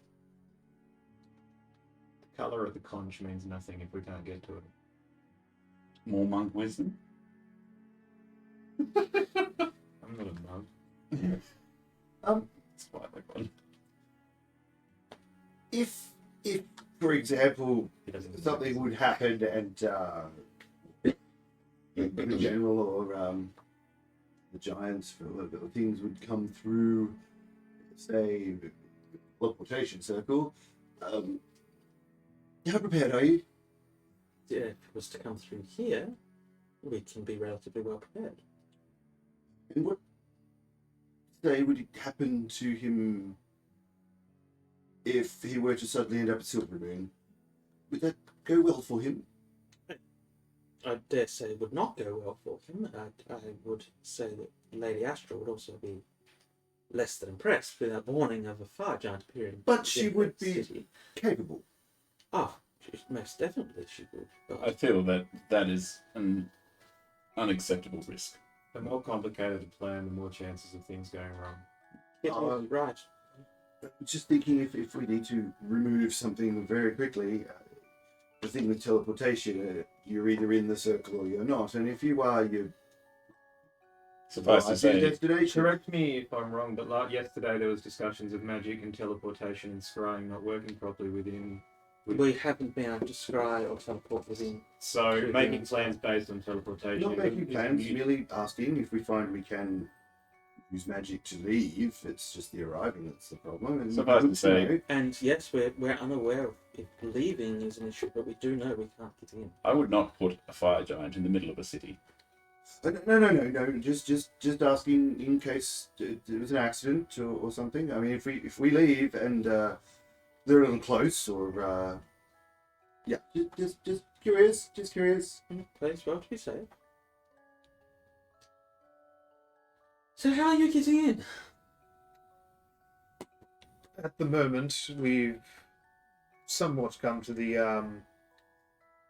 idea that the simplest plan is probably the best. Yeah, to be invited.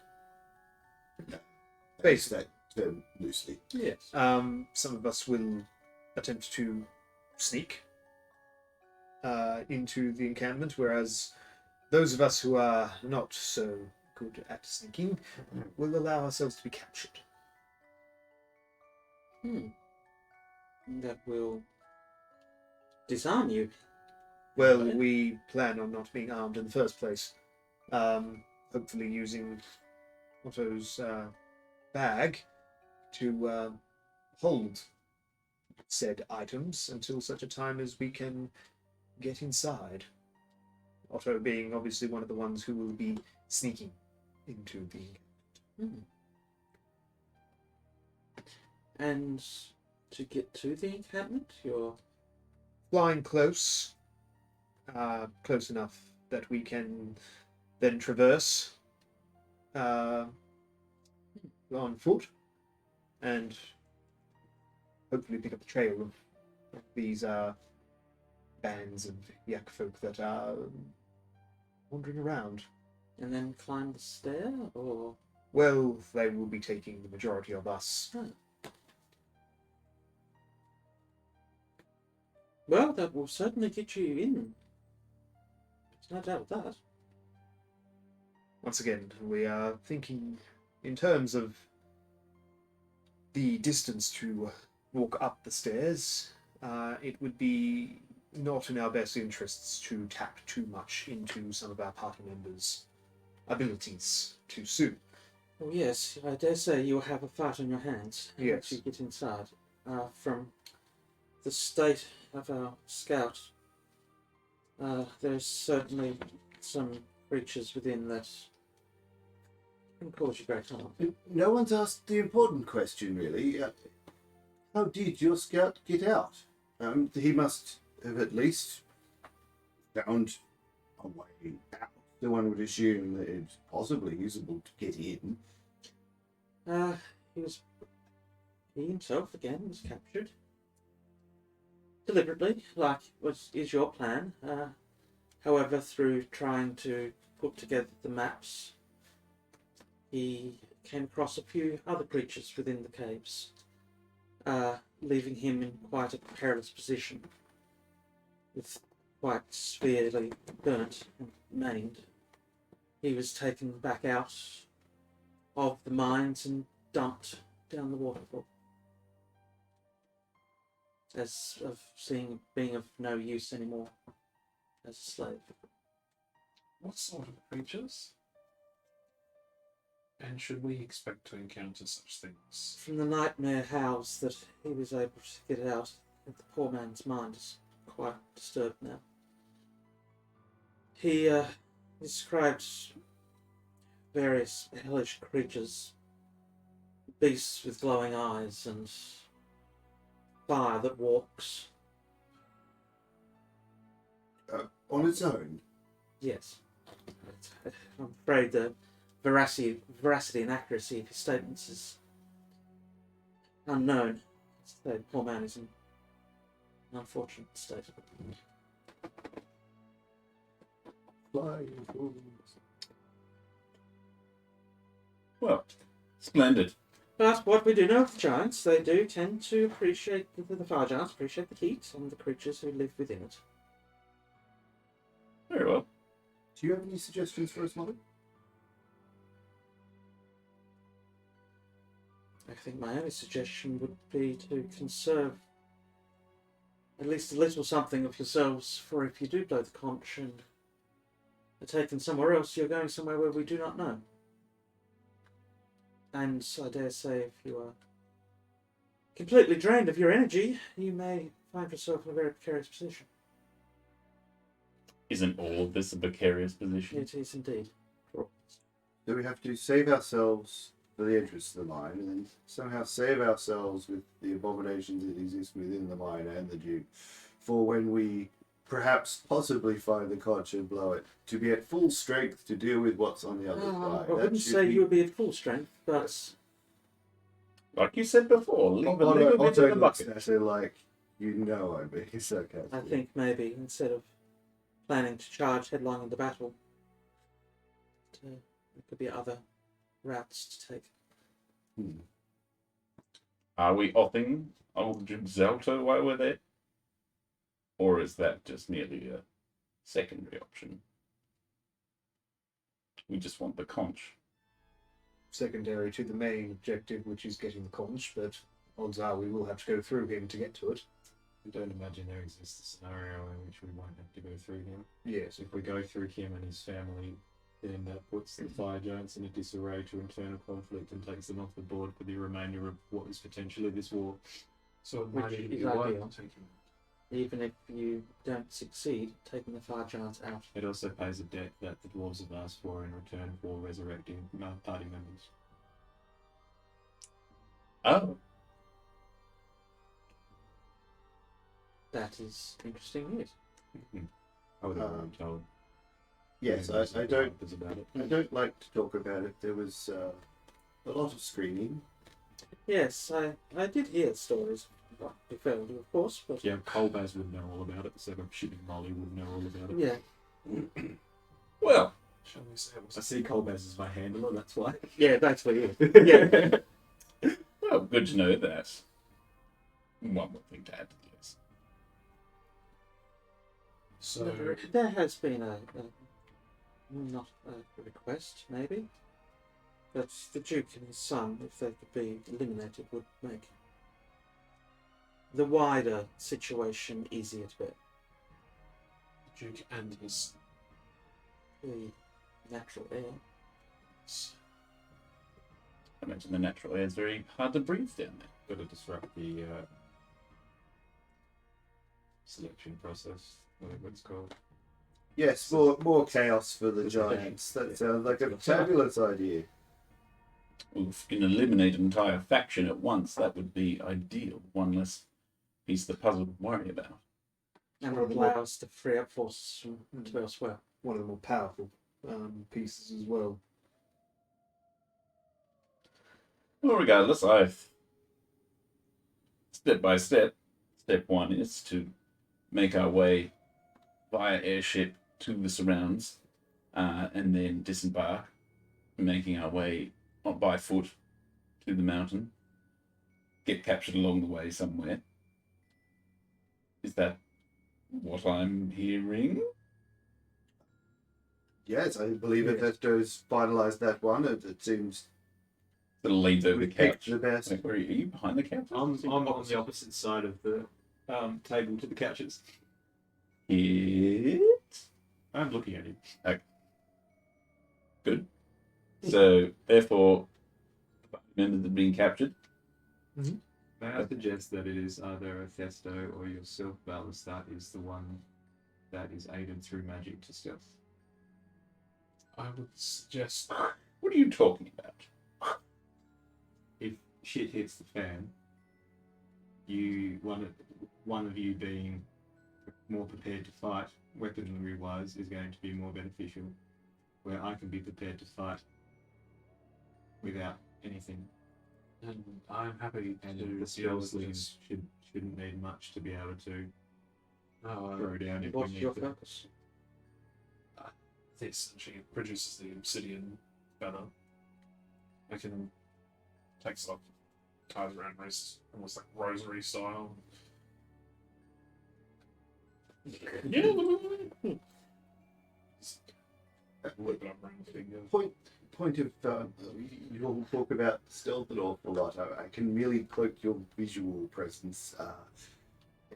Sound sort of looking awkwardly at Balustrade up to point out it is still very much there. Yes, but one of them without their armor but fully armed is going to be better than one of them without their armor or any weapons. Indeed, I just thought I'd highlight it just Yeah, in case it was missed. Hiding him visually. Assisted with magic, not. Hiding him visually. I'm assuming that certain spells can do that. Oh yes. But no, it doesn't cover your sound. Oh, I can don some kind of other armor. If we're taking this spare bag into the works as well, I can smash nearly. Yeah, I dash just through didn't it. want you to think that Oh no, this is very noisy. yeah, that's why we We have access to some elven designed boots that may be good at muffling sound of as people move. There is, of course, the boot store in town. Oh, I've already ordered some boots. Then. Elven ones? Not sure. I asked for carefully, black, shiny. Athesto, dear, your people ever sought to pad their armour? Yes, indeed. Added armor. Well, even now, like I showed, I've got the gamison and everything on underneath. In what way are you talking about? Well, people to the south many centuries ago, before a lot of the cities were mainly built, would often sneak themselves into battle, but would strip pieces of cloth and pad into all the gaps, the plates of their armour, to minimise any sound. Straw. I'm always used to seeing dragons with bigger units downstairs. But I seen you naked. You ain't seen me naked. Emperor Black. But there is options maybe that could help with sound. But that is also up to fate. Sorry, I'm just looking at my stuff here. Dwarven breastplate is still disadvantage on stealth, isn't it? Yeah. Yes. Yeah. Is it breast or half? Breastplate. Breastplate, I don't. The breastplate might not be disadvantage. What does it say? Because it just, I thought, single piece. yeah, I thought it was. What does your stealth have? Does your It, stealth does, have a disadvantage on it? it does not have a disadvantage, No. which is No, why it I doesn't. was. No. Yeah. Oh, okay. Yeah, Cool. breastplate That's why half. I wasn't sure if it was a. Yeah, half plate scar mail does, but Half plate does, yeah. Yeah, I wasn't sure if it was a thing with the app. Um, Sorry, rather yeah. than. no, Breastplate it's a doesn't. breastplate doesn't. Yeah, no, it doesn't. Half plate's under breastplate, isn't it? Yeah, in which case I could. Yeah, then that's the Half disadvantage. Yeah, I plate's could- above breastplate. That's a 15 plus dex. Yes, breastplate breastplate's is 14. 14. Well, max 2 dex. In which case I could be Yeah. invisible and. Regardless, as Kit suggests, having someone who's more of a fighter, either Athesto or myself, be ready in the stealthing part, and Kit being one of the court members might be wise. Are you okay with that, kid? It means to an end. It's not going to be permanent. I know it's not going to be permanent. And how would you go? But I would like some those lessons I talked about earlier. Yes, for removing items, unlocking. I've spoken to one of our captains who might be able to arrange some time with you later today. Just setting the multipliers up as well. So going forward is, yes, Otto and one of the fighters in support sneaking behind the other three being captured, make their way upstairs. Does this really need one person to be sneaking, really? It's just Like, someone to carry the bags, really. Because if Otto's got to cast invisibility on 2 people, it's more of a resource than casting it on 1 person. Sorry, yeah, I get what you're saying there. Yeah. No, I'm saying that in character. Yeah. I mean, there is always the more mundane option. I can disguise you, Again, face paint. But that wouldn't cover the weapons and armor. Well, no. Just listing options. again, simplicity is the best key with this. I think if we've overthought this too much, and going for the most straightforward option is probably going to be our best way of getting in. Again, we have one person following with our equipment. Make our way up the stairs. The four that are being captured get put into the camp.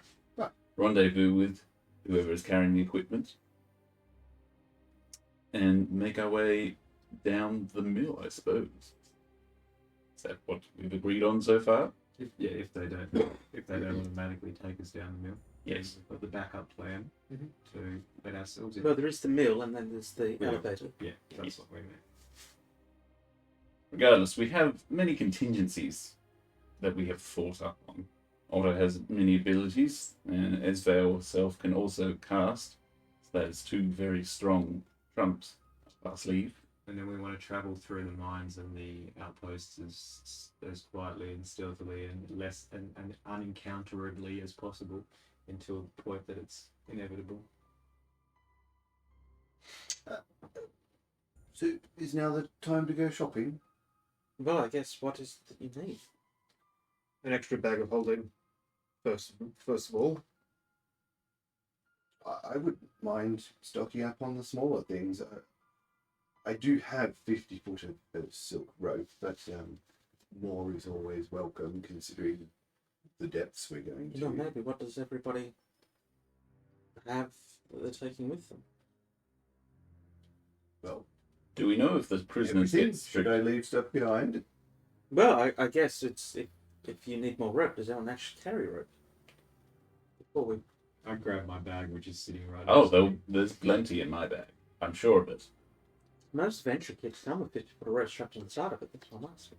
Yeah. So, I am bringing who could rope lighter than? I am bringing a bedroll, tinderbox, mess kit, some torches, some rations, a water skin, a 50-foot hemp rope, and my weaponry. And I'm not going to list everything because Otto's carrying an awful lot of stuff. Diamonds? Well, beyond that, I find myself a little light on the smaller things. I have only a single bag of bulbarians left. Some caltrops wouldn't go amiss, like whatever you have of those. No, anything like Yeah. that could also always be found. As many as you have would be fantastic, because I imagine Calorie coming caltrops. up the stairs, we might want to suddenly be going down. So bulberries and caltrops would be fantastic, whatever is available. I feel like bringing 10 candles with me into a volcano probably is going to do the rest of my bag. So I might do that. Well, that is also the point. This is possibly the time where you could leave things that you don't need. Well, Bringing this bag's fucking useless. if I leave I this know. stuff behind and I decide I want it later, I mean, A couple of months. I don't need my fishing tackle, obviously, for a in-mountain crawl, but I mean, fishing tackle, why would I just leave it here? I might as well just keep it where it is. Kit's pack is probably like half the size of it was when we last arrived in Yata. In terms of You still have your bow. Bows it? Bow? yeah, that's all my arrows. quiver and stuff. Like I showed you that list of stuff that I left in Yeah. Yata, which would have all been in my pack. Yeah. Question It's is, a do lot. they... It's a lot of chunky stuff. But yeah, you're right. Things like your priest pack, Should, Yeah. blocks of incense. should I not Yeah. want 10 anything? candles. I'm sure there's a large pool of lava I could deposit it in. I dare say so. That brings me to a pretty big point, I believe. Some potions to ward off the worst effects of the elements.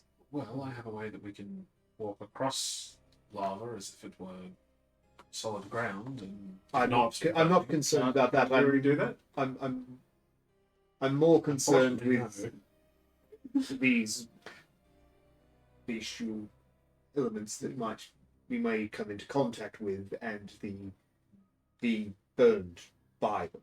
If we can ward off the worst of those, some potions, for instance, fire resistance would be We can try to have some crafted, but they will take time.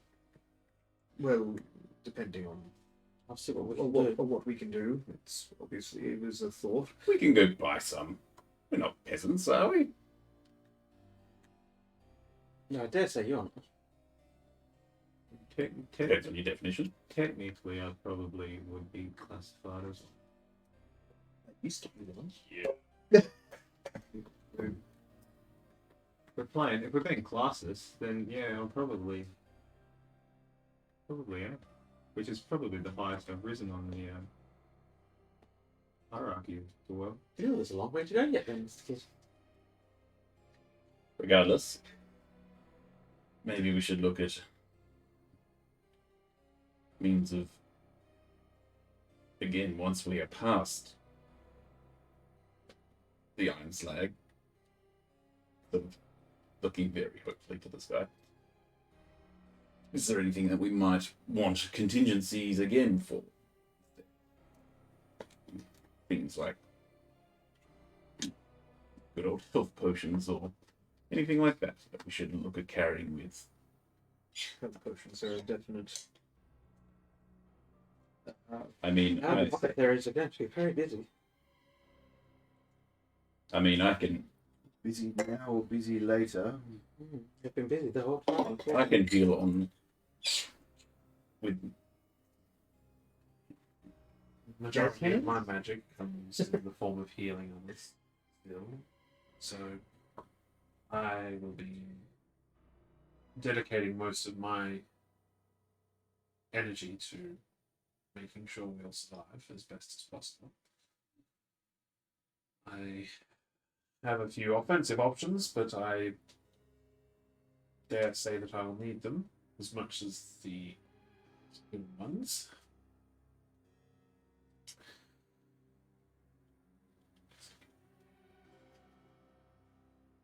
Is there anything else you're feeling that you need? Another bag? And something to, maybe some training to help you unlock things. Caltrops, ball bearings, As many of you can spare. and some potions of healing. I mean, unless there's anything of larger significance you could recommend or offer. I'm afraid you're very much going into the unknown, and there are, unfortunately, other parties, groups that are also working for us who are not well as equipped as you are. I suppose better leave behind some things. Honest, looking at you, just as puzzled as when he made his first statement. Like, why would I leave any of my stuff behind? Like, he doesn't get it. No, anything that's left here, of course, we kept safe. I'm a bit reluctant to leave my bitching cloak behind. Don't have a lot of mementos. It's dawning on him. Like, you mean personal effects? Yes. I've got quite the memento. Name's Susan. Yes, but of course Roll I'm leaving me it an in here. intelligence. Yes, we left room. No.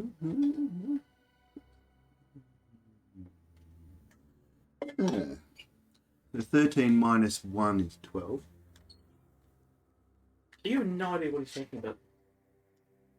What do you mean? Leaving stuff here? No. What he just said. That's Susan. Yeah, I have no idea what he's talking about. Who? What? What's a Susan?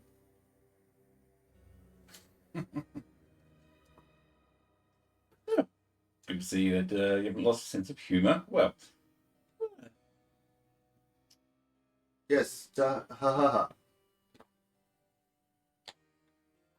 regardless. Well, I suppose better drink up the wine tonight then. So he grabs the barrel. It's genuine. Concern. Well, I remember a conversation with Lady Astro before that. Don't whisper the microphone next to him. You remember a conversation with Lady Astro before you left? I'm capable of player characters separated. So. Yeah. um, Forgot what? Well, yeah, I was picturing Otto just sitting there, so I'd be quiet. Yeah. Oh, I've done well then. quick. You did say that did get quite hot in the Well, it is a Volcano. yes. volcano, yes. And I know that most magical items are immune to most damages such as that.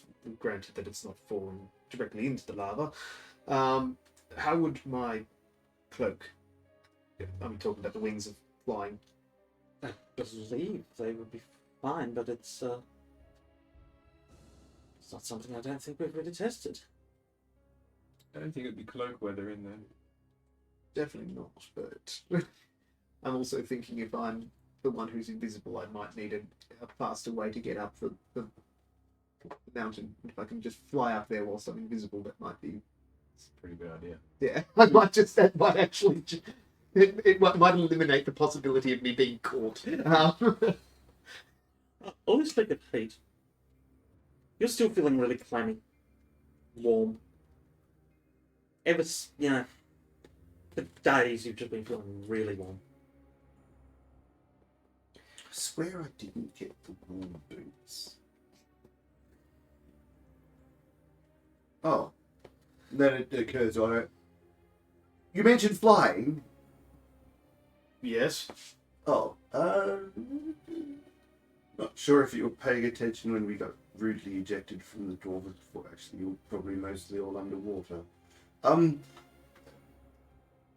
Otto starts levitating off the floor. The boots, you see. Yes. Right, shaft. I completely forgotten about them. I haven't had a need to sort of be off the ground. Oh. Just thought it was worth mentioning in case. Can you use them to get in and out of the airship a bunch of times? Could you? I'm trying to remember if you actually did. I I don't don't know. think I I don't think did. you did. No. The only time Where I you've think used it more than just really being the ejected. Yeah, that's maybe where you've used them. that a couple of low times, intelligence but- roll there. You've done me in. Yeah. It's forgotten more. Oh well. Yes, but Informed. well. Yes, I might keep that then. It's been a long campaign, okay? Not for me.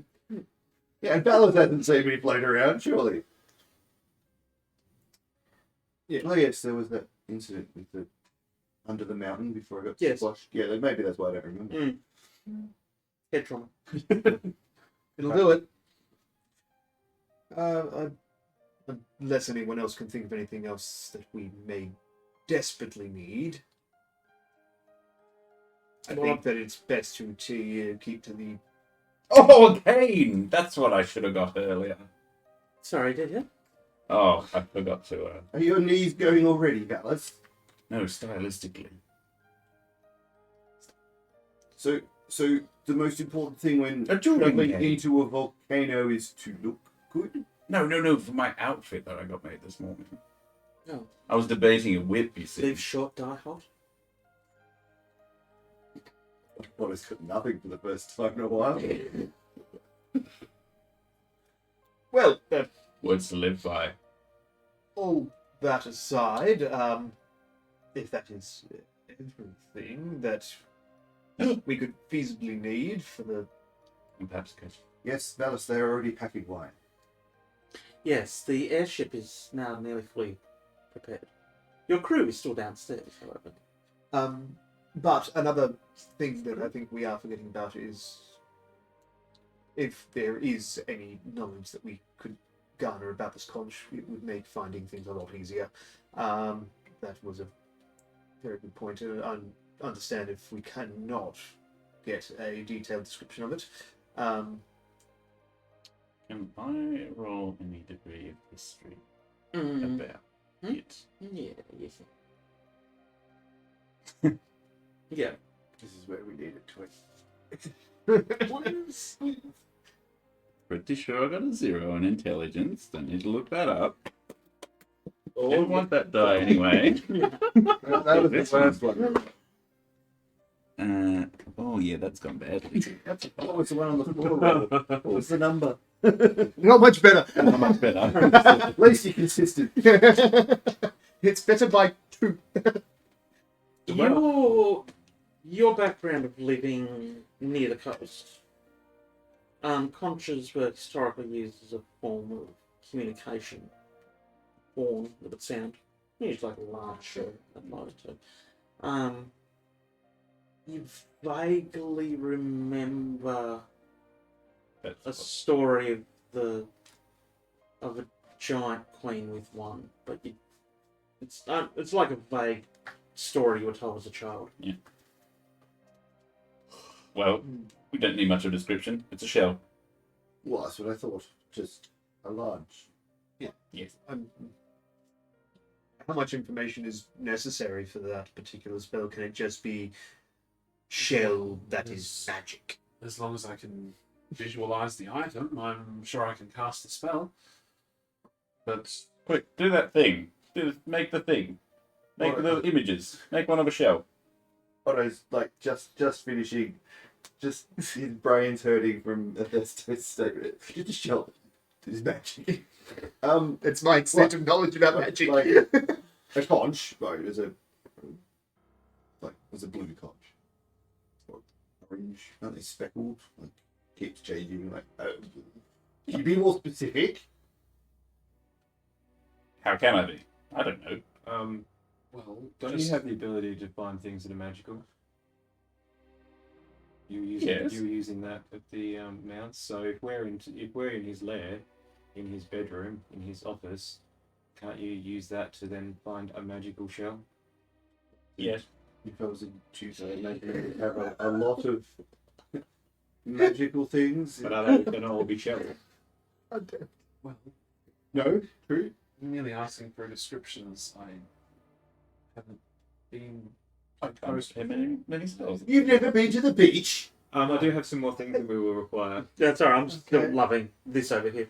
You have a thing that can make you find magic up? Yes. Everyone's been talking about this for 20 minutes. Of course I can do it. No one asked. We're going to need some nondescript, generic travelling clothes for all the people that are to be captured, and some rudimentary travelling gear that could be easily thrown away / confiscated, and potentially a reason to be in the area so that we don't arouse suspicion when we're captured. Cover story. If If you know the cover story that the scout used, we may be able to Never use seen something it similar. I think the scouts both went in as merchants, So if we travelling from the north with iron from the dwarven strongholds down to the south to Silvermoon. So if we were to do something similar, then that would be a legitimate reason to be in the area. Yes. So if we can get something to make us look like that. of course, it's easy for us. Yeah, I didn't think it would be complicated. Even if we had some simple weapons as well. Yes, things that can be confiscated. Sell the room. If we have nothing of value on us, we are suspicious. The other reason Otto's not concerned about leaving anything behind or thinking about having weapons to do is not going to be useful. It's like it doesn't occur to him. After an hour, you would. Yeah, but again, that's not part of the plan. Why would I need? Maybe I might suggest some trade goods then. If you're going under the guise of travelling merchants, maybe you should have something. Well, I have a chess set that I don't really need. That be one of the items.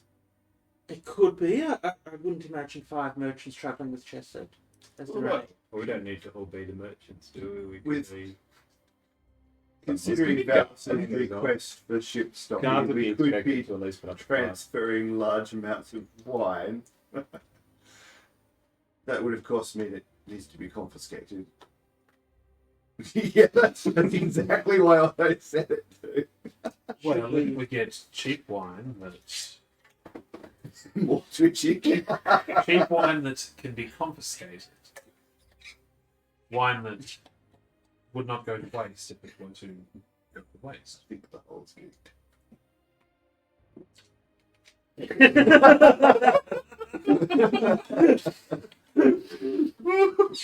Waste wine? What? Never seen Valis look so sour. Corked. Oh dear. So, Perhaps a merchant and his servants. that could be A arranged. couple of merchants and their servants. Oh, I could have nice fun picking if it was food. Well, obvious. I mean, It is. So, is there anything else before I send people out to start searching?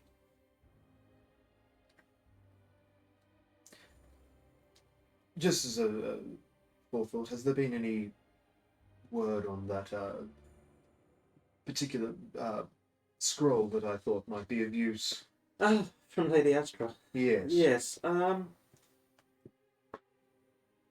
To condense what she said to me, the wards on the city took 9 wizards many months to create.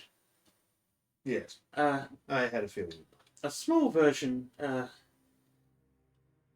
something small that could disrupt magic could possibly work. However, it would depend on of those.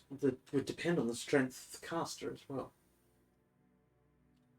Of the spell you're trying to remove. Yes. But we could always try something. It would be, unfortunately, a one-off. It would hopefully be. I've heard of being able to create whole areas that are completely devoid of magic. Yes. That's potentially a shortened version of something like that.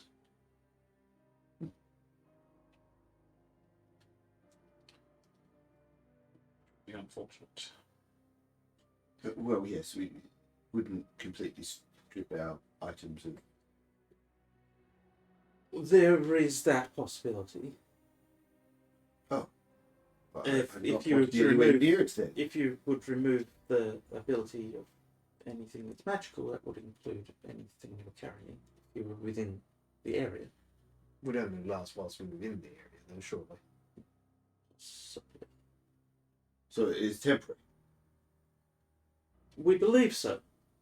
But I've left this to the more sagely people. I'm more of a intrinsic One of person. us can still have a +3 weapon inside that.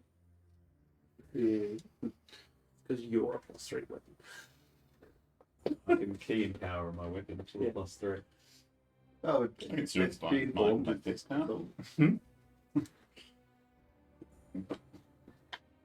Well, we have a plan then. Sharpen the blade. We're merchants. Some invisible merchants. Would you need a cart and horse? Why would you put a cart and a horse on an airship?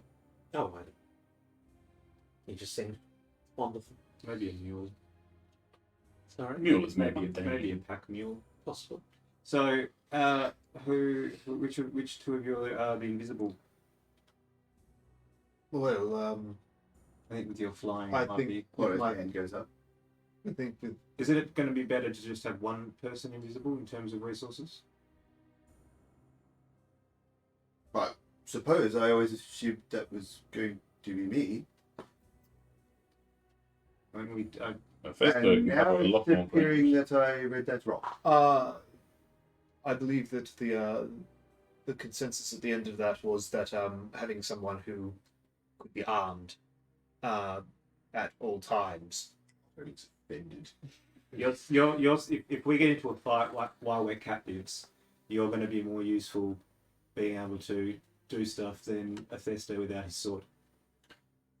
Yes, unfortunately, Athesto or even Valis without their weapons are kind of impotent. So if Athesto, you were the invisible one, if the shit did hit the fan, Yes. then your first duty is to arm Valis. Yes.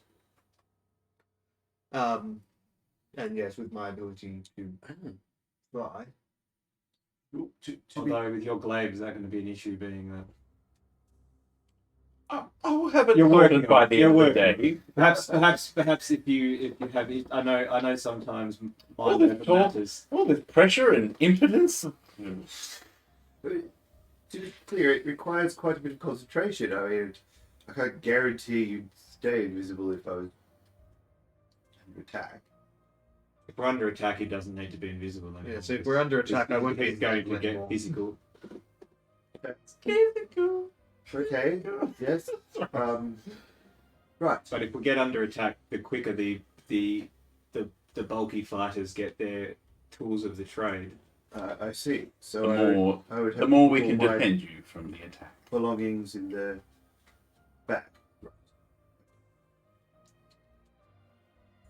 He's not angry. He's just looks a bit wistful. A lot of It's alright, you're small He enough. likes being well equipped. Okay. It's alright, you're small Not enough to compensating. be invisible anyway. It's fine. It's Yeah. it's like If it was anyone else other than after our drinking session, Otto would have taken your kneecaps out. He just smirks and shakes his head. So,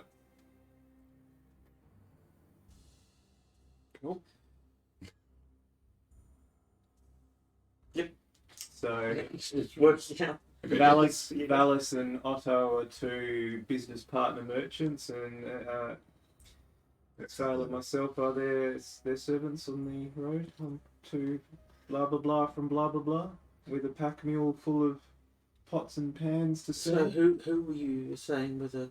So Athesto is saying invisible. Yep. Yes. I think Otto is the merchant. Otto and Valis as the Yes. business partner merchants. I think you both have. Otto perks up a little. that's certain but je then- ne sais quoi. I'll be his More wine fat than servant, David Jones. his wine mule, but perhaps I can be their assistant. body slave. I was going to say medic, but We don't want What you. is David? You're not going to be dressed as your clericiness. You're going to be as a genericiness.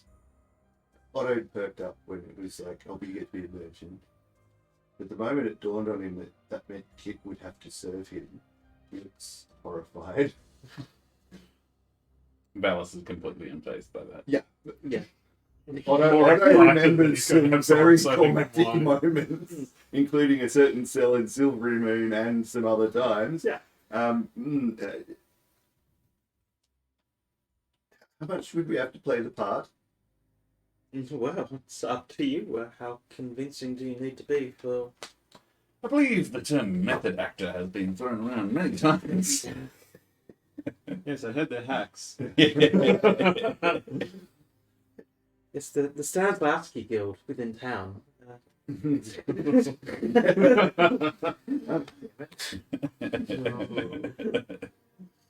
not sure. It would make me intensely uncomfortable to treat you that way, Kid. Well, you then can be- don't. We're traveling on a road. You don't have to be. I mean, even for a moment, if we were to be... There's a bigger goal. a far cry difference between slave and servant.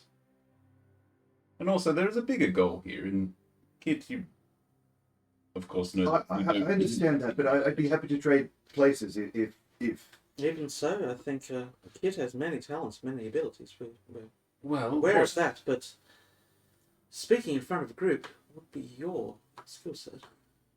what if, to make you feel better, it was I that you were to direct things towards? If both Kit and I are supposed to be servants, then you don't just have to focus on ordering Kit around. If it will Allow make you feel Valis. more- I'm sure he won't mind. I can wear that burden. I wear many burdens in my Look at life. intense concentration scrutiny. But the time that you'll have to actually We could be walking in silence. Like, you don't have to be giving orders, but It's not like we're going to be playing the part every minute we're going to be on the trip. It depends, I guess. What happens once you meet the yak folk? Otto sort of That's where the show will really start. Again, Okay. it is merely just a cover story. I doubt they're even going to care. he still looks very uncomfortable, but he's Now, We'll treat you both firmly but fair. are there any more questions for me? weapon to fuck you up. Necrotic damage is not affected by resistance. What's three?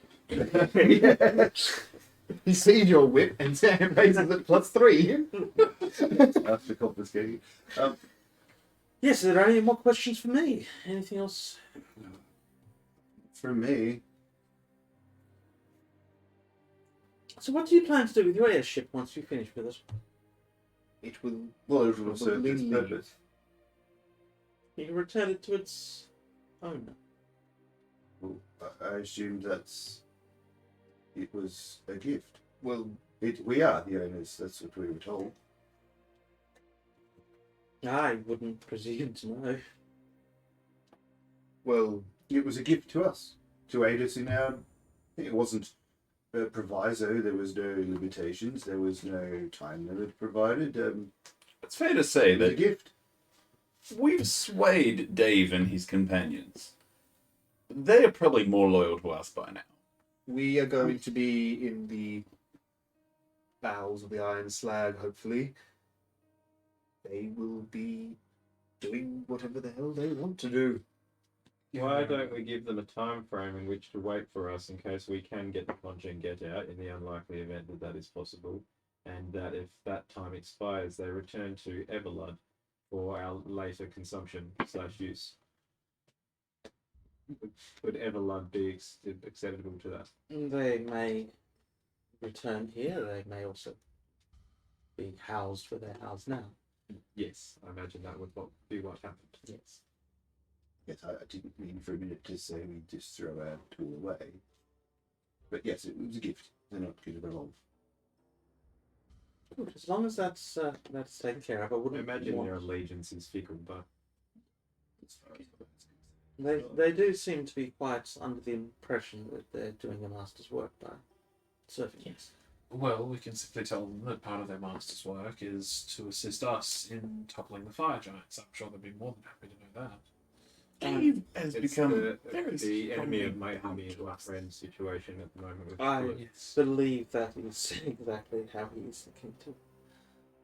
So as long as his interests align with our interests, then we have use of this airship. Although friend is a very Loose term. yes. Associate, perhaps? For now? But it Yes, wasn't, Philip is a bit of a tool. it wasn't given as a loan. Say that to his face. Clearly, the bird was a gift. That's the punch. Oh, I'm sure it is. He's not one to be trusted. So, I shall start seeing what we can do to gather some resources for you. Lovely. In the meantime, you have the free reign, the Citadel to do Well, as you wish. When are you planning to leave? When everything is As ready. soon as everything's ready, there's no Yeah, point so- in delaying. I was about to say, those of you who need or want training, can that be done sooner? If you wish to, say, leave at dawn, we can have everything done. Any training or tools or items should be gathered by the end of the day, and then you should be all fresh, ready to leave in the morning. I shall arrange for one of our captains to come speak with you. Yes, as soon as they're able. Is there somewhere that I could get some training with my new weapon as well? Yes, of course. Yes, somewhere I could practice. I will need to visit the Raven Queen Shrine. Yes, of course. That leaves us, Dallas. Care to share some wine? Sorry. I can get my own, but like you have to share that particular Or to drink. Well, apparently I need to practice with my impotence. I mean, Glaive! Glaive!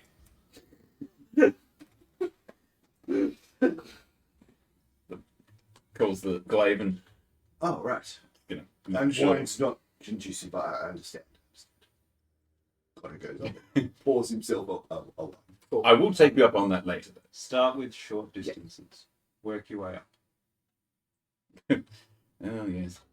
Not exactly what Father taught me. Kick me in the deep end. Oh, Indigo boy.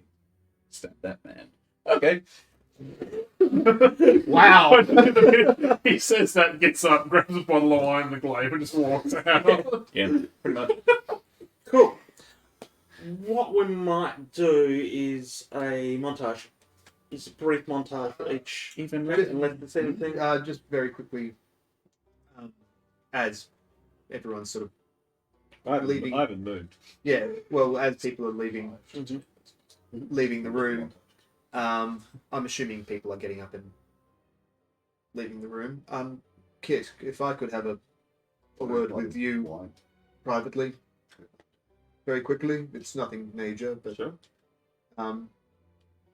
as everyone leaves, I'll keep Otto's staying there. Yeah, You're heading I've out. got nothing to do, so I I'll went I'll to the wine. yeah, Otto can be there. What I'll do is that I'm not busy, I'm just Yeah.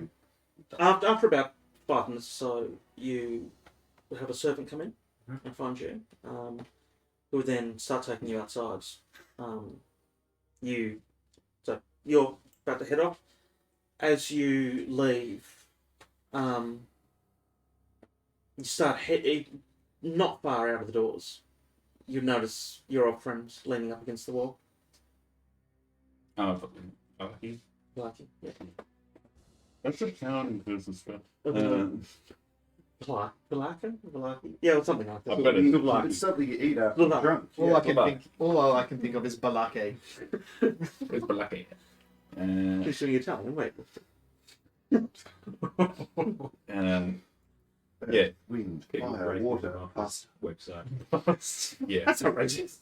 That got me good. That got me good. I'm saying that their weightlifting works. They win gold medals. Wow, we just lost a large chunk of the audience again. We'll have no one by the end of this. All two. Let's see. Yeah. Two of you that are from The ears Italy. must have been burning. Need your help. Not quite. Yes.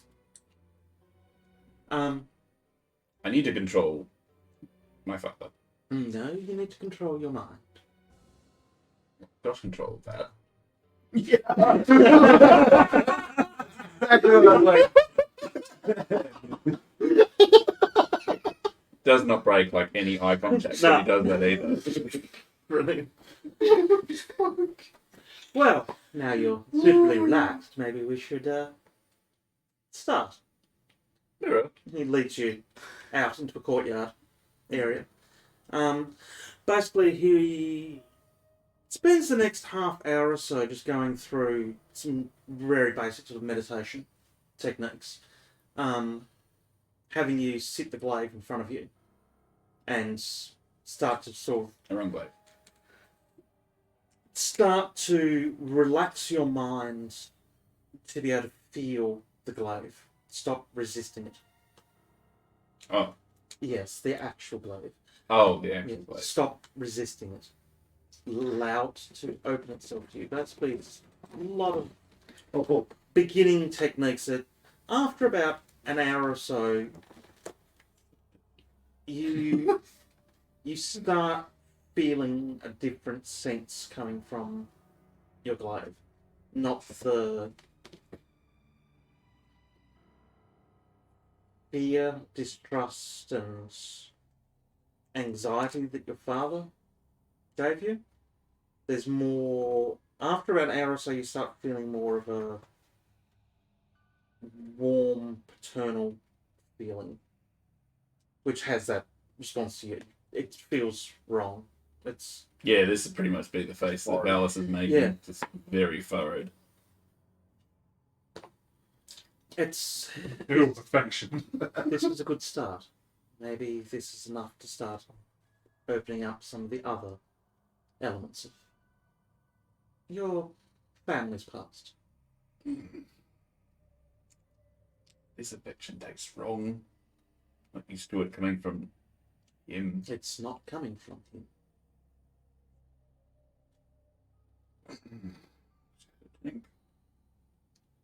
There's, as we discussed, there's more than one soul within this item. Right. Yes, I better look past my daddy issues and look a bit further into the family tree. The most recent is always going to be the strongest and most dominant, but over time you'll be able to open yourself up to maybe some better wisdom. Punched my father in the throat on the way through. Excellent. As his father, I'm sure, did. Very well. Thank you. Truly. It's a big help. It will take time. And basically, though, they give you some various techniques. And I'll say this now. For the next session, so we're getting a little bit ahead of ourselves. There's going to be a bit of time travelling. I'm assuming you'll all be taking the airship somewhere.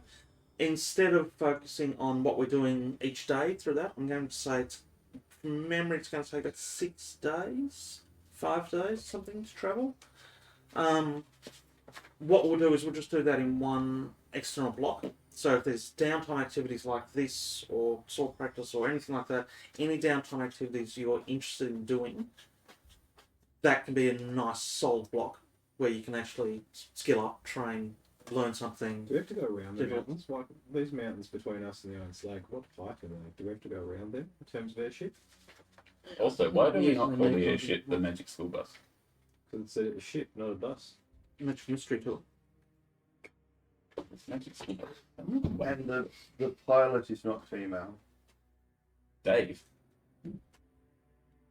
Does he have to be? Nor is his. They look They might more be a cute in they. the mountains, but I just wanted You've to never check that. asked. You've never asked. We've me. never asked their You gender, would fly or if they even around identify with one. Sunderbar and Citadel.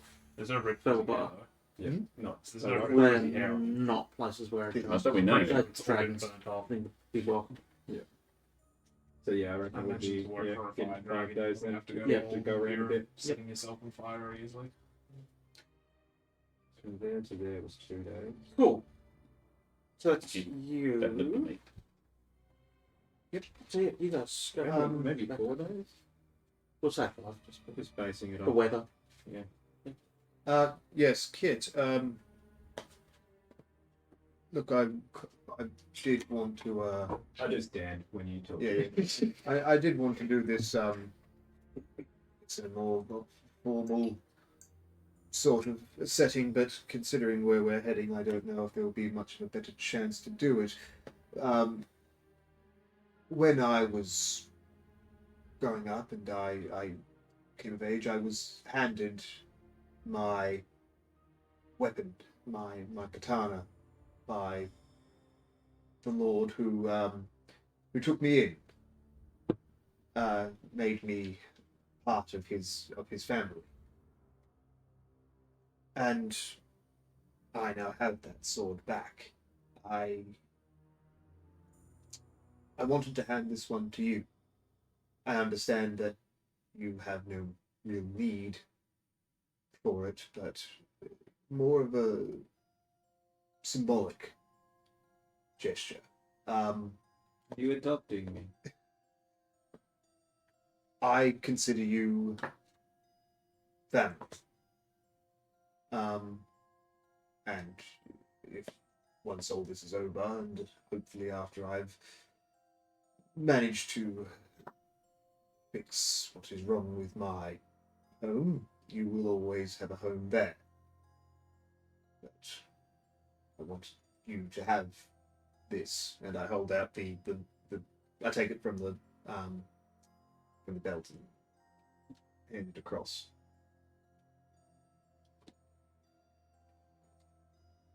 Lay it down your hands. I don't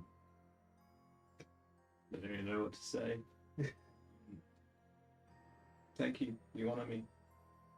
You have honored me for pretty much the entirety of this journey. You have made me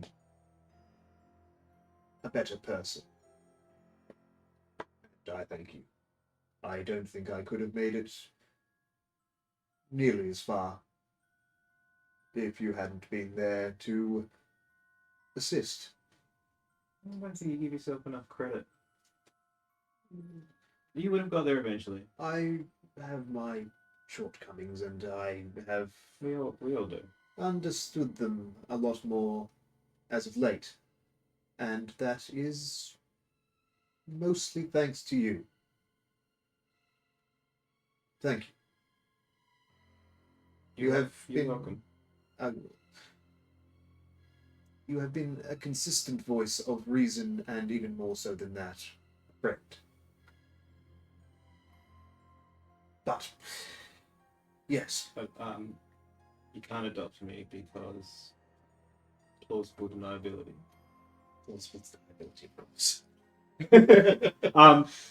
If the DM would allow it, I'd like to actually put this sheath and all in my quiver next to Eric's bow. Yeah, that's not as a storage thing. Yep. Now I just need a weapon from Ballas and Otto, and then I have everything. Speaking of Otto, You can now make Voltron. I've got a spare battle axe. There you go. by your wood I'm carving not proficient with the battle axe. I can't Kensai that shit up. Speaking of Otto, That's a vicious. It's a vicious. it's a vicious Vicious katana. Yeah. speaking of Otto, you know that moment where children get far too quiet, and it suddenly occurs to you, "Oh God, what are they up to?" I'd like to think that causes both of you, when you finish your conversation, just turn around and look at him. He's by the drinks cart with his wine, mostly undrunk, and as you turn around, he's like,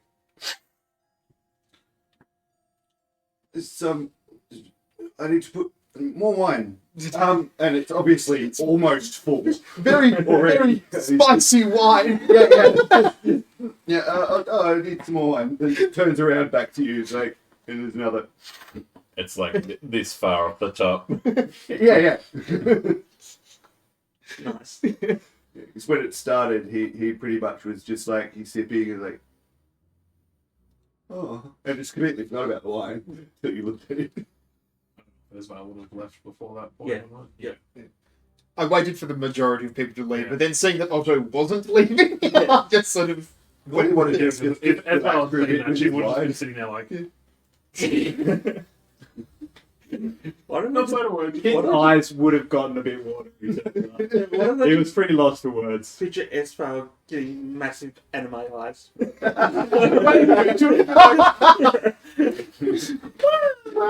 Just like mainly excitement. Yeah. Speaking of, yeah, you're led outside. You servants, priest, acolyte, whichever, sort of leads you through a series of winding hallways, and eventually to a large door. So, well, if you're ready, ma'am. Opens the door and there's just a wall. And just walks and disappears. As I'll just. And just goes through it. She's Um, thin enough of that already. She's just like, yep, As okay. soon as you go through, you just hear a cacophony of noise and clinking of glasses, and half-orc turns around. Alright. You want a drink then? Yes, in a tavern. Yes? It's a familiar tavern, long bar. At the very end of the bar is a big, round, metallic thing with gumballs right across the top.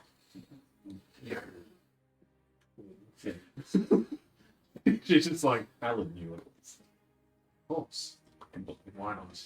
Yeah, ma'am, do we wish to continue? Oh, yes, actually, I'll take a pass of the drink for now, but perhaps on the way back.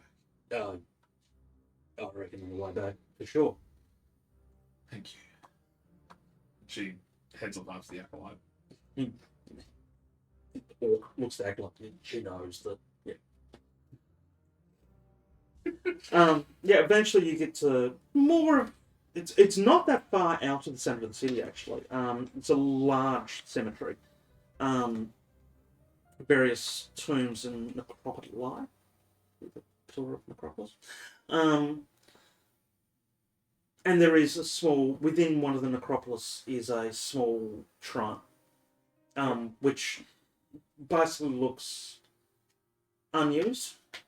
It isn't tended at all, but you wouldn't know from the Raven Queen that the Raven Queen isn't necessarily something that people spend time honouring. Yeah. It's more of a, you don't need to pray to oxygen, it's just there, Yeah. sort of thing. But there is a shrine to her within the necropolis. Unsurprisingly, where you would find it. You just take a look around and turn back to the acolyte. And, that'll be all. Thank you. Yeah, of course, if you need me, I'm back in the tavern. Yes. Thank you. And she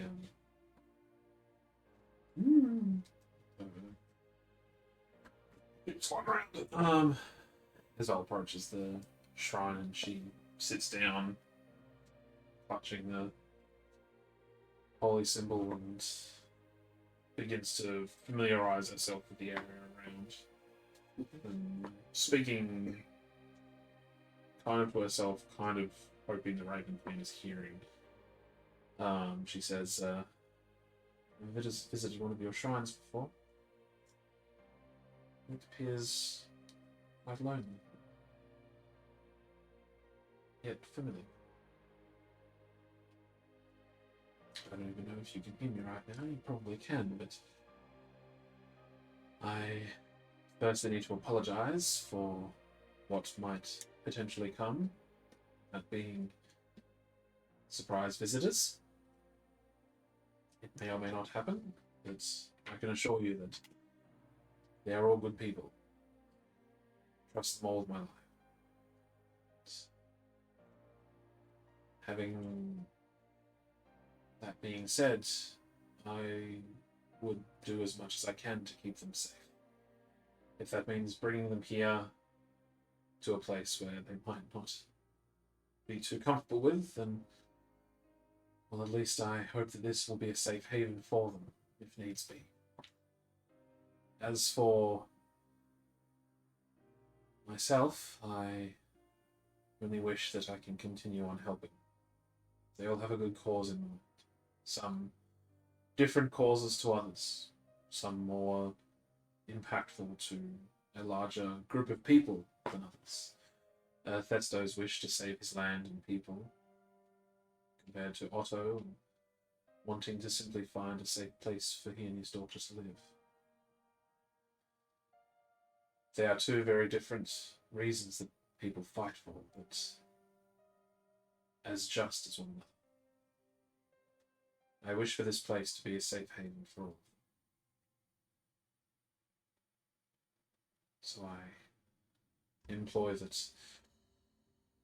no, I beg of thee that this be a sanctuary, that they can stay if they need to, and some place that I can bring them to, if necessary.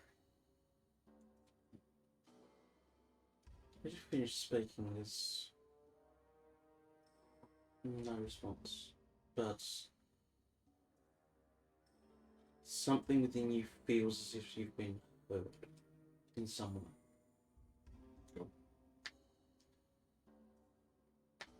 Esvele then takes out a small little note that she has that's bound in a black string, and she sits it down in front of the shrine and says, I shall leave this here with you. It is hopefully something that should never be read, but if it should, it is my final words to my friends. And she stands up, bows once again, and exits. As you come up from your bow, open your eyes, you see that the scroll's gone. Roll me an investigation. Investigation. Urchins. It fell under the table. There was a slight breeze and it's rolled under the table. Those bloody kids from that's not going to be very good. Yeah, back in. You hear a voice, "Oi, look what I just got." Which made me really Oh, it was. It's not 20, so 22. Nice.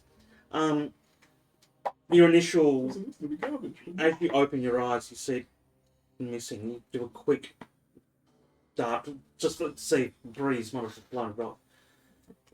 You notice a slight little puff of dust, and you see on the front of the shrine, where it was just black marble, is now actually embossed a small black scroll, embossed into the actual marble itself. Cool. Aside from that, you have no other feeling, no other word, nothing. Before upon seeing this and before leaving, she clutching the amulet once more, she says, "Thank you, Your Majesty." And then leaves. And she goes to find the acolyte. Sure. Who's waiting patiently in the tavern. We'll find the acolyte and she'll I'll be ready to head off in a moment. I just need to grab. Of course. And she finds the half-orc that greeted her before. Yeah, what do you have? Just, you know what? I might have some fine wine. I haven't had any before, and Valis seems to enjoy it, as does Otto. No, an actual drink. Yes. Yeah, alright. Strange. Waters off, comes back with a... It's got dust on it, so it must be alright. How much? No, from what I understand, consider it a gift in advance. Oh. Well, thank you very much. If you come back, pay me then. Very well. How was that a gift? Yeah, how is that a gift?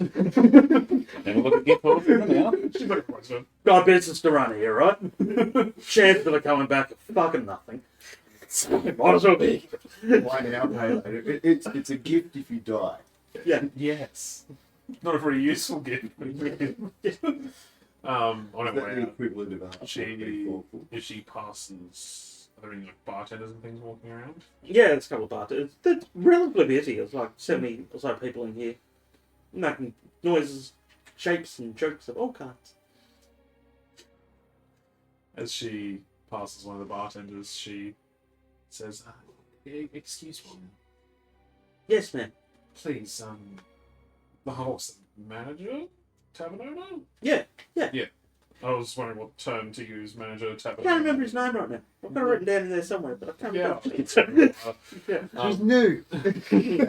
I'll hand a handful of coins. What do I have left? Money, but where it going? You can't shop in there. I'm gonna hand a 5 gold and say, your manager, the owner, gave me this. I tend to feel guilty when people give me things, so please hand this to him and Yeah, tell him thank of course, you. man. But, jeez. All right. It should be enough to cover how much this was, and consider it also. Thank you. Sure. I'll let him know.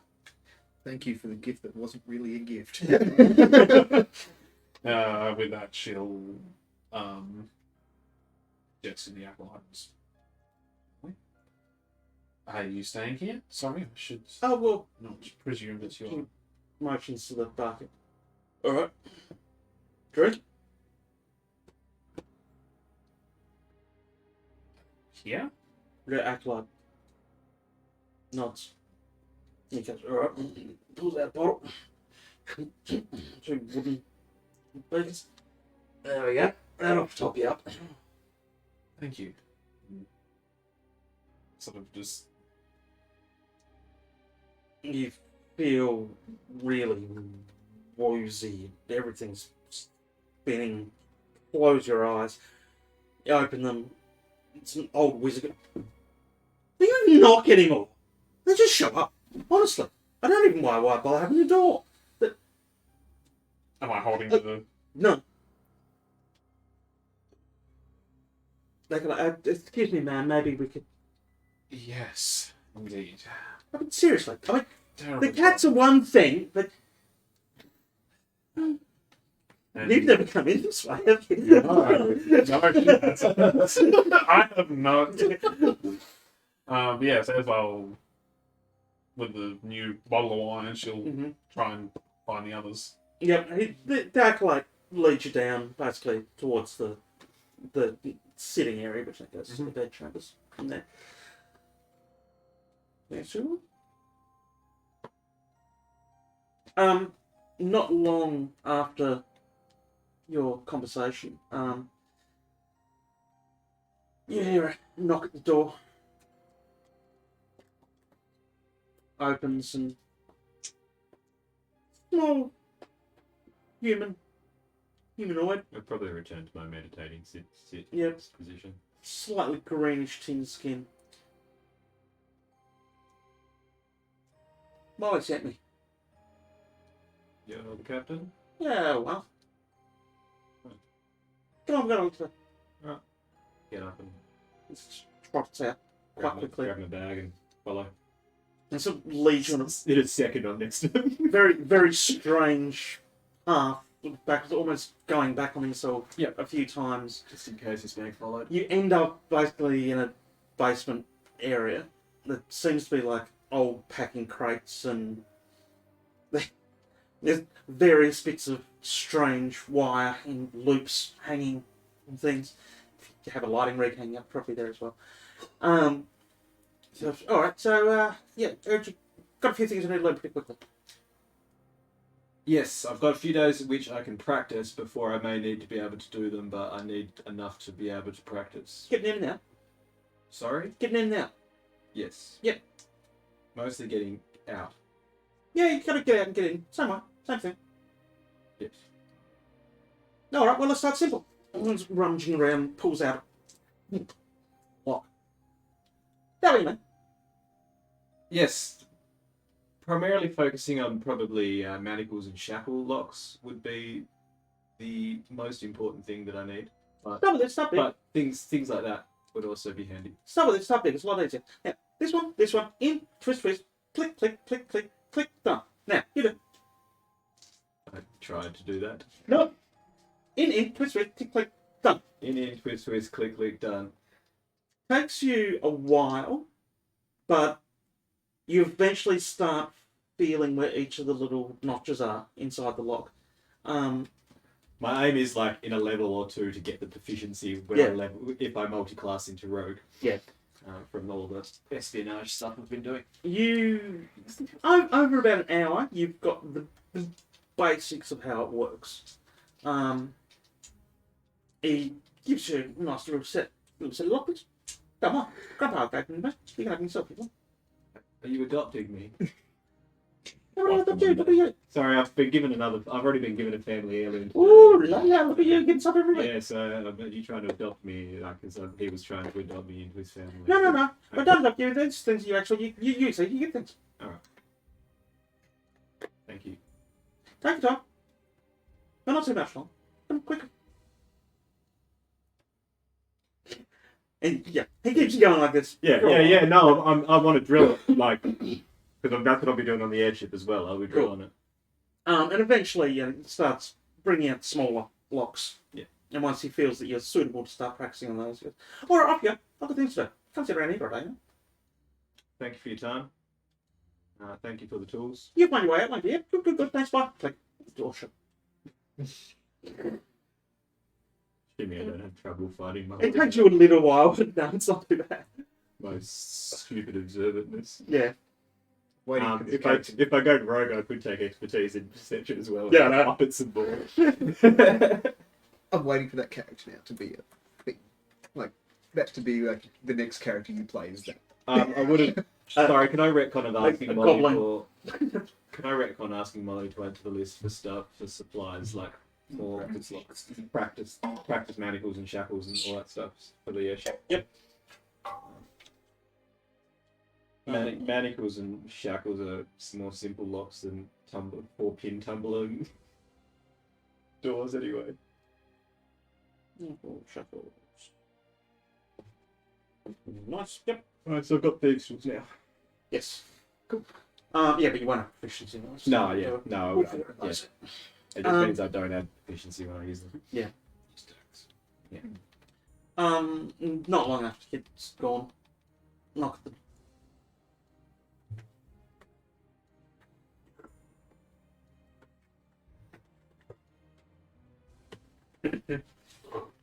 Don't worry, Otto. Final part of the that was montage. involuntary. I'm Yeah. sorry, I could not. I'm just trying to remember this guy's name. There's so many tabs in this goddamn book. I will have gone back to my room as well and acquired the new sword, my sword. Yep.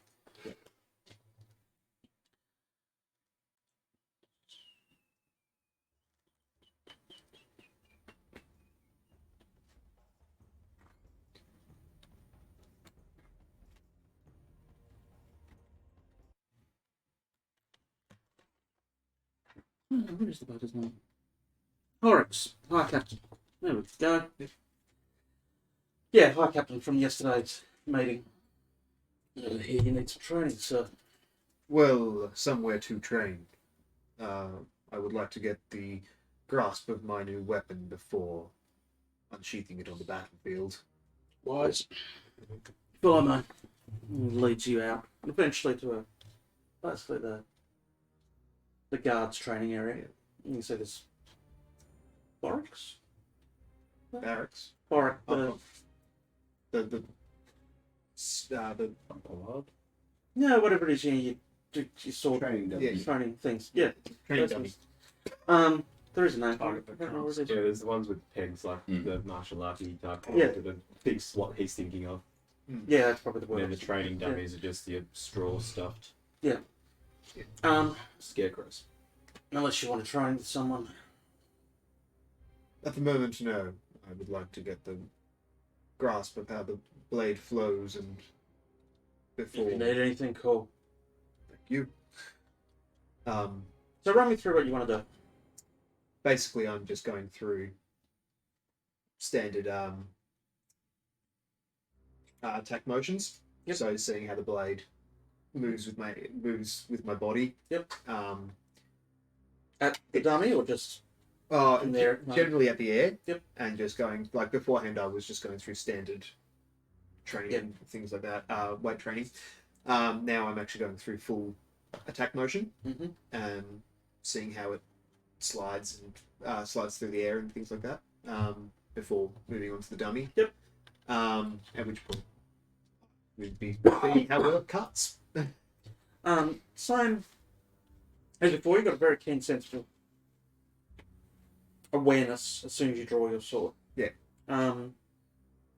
Nothing too unusual going through those motions. Mhm. Probably have choked to death. Anyway. What's your name, Athesto?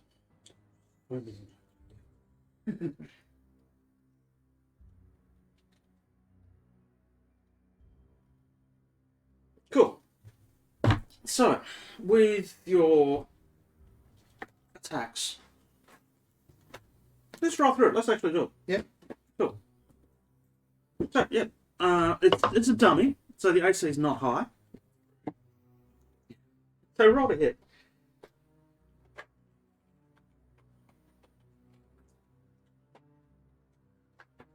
Come out. I should never put you back in there. Got you.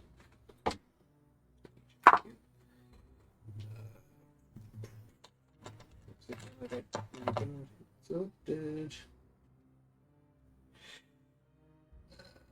What's that? 16. 16. So as you swing through to hit, you actually feel you've hit harder. Sorry, that would be it'd be 18. Sorry. 18. You still feel like you've hit harder than what you thought. Okay. So roll damage. First one I've had to roll damage on it.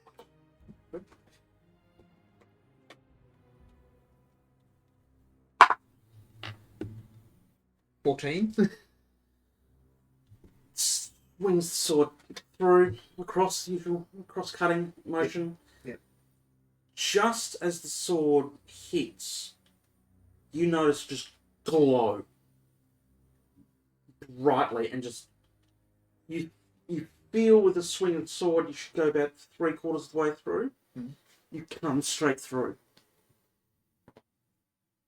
and the sword stops its glow. Interesting. I'm assuming there's another one there. I'm going to try that again and see if that was a one-off thing or. Yeah, tell me exactly what you done. So, this time I'll go for, instead of your standing cross cut, I'll go for a thrust Yep. and slide. So like a disemboweling Yep, right ahead. sort of move.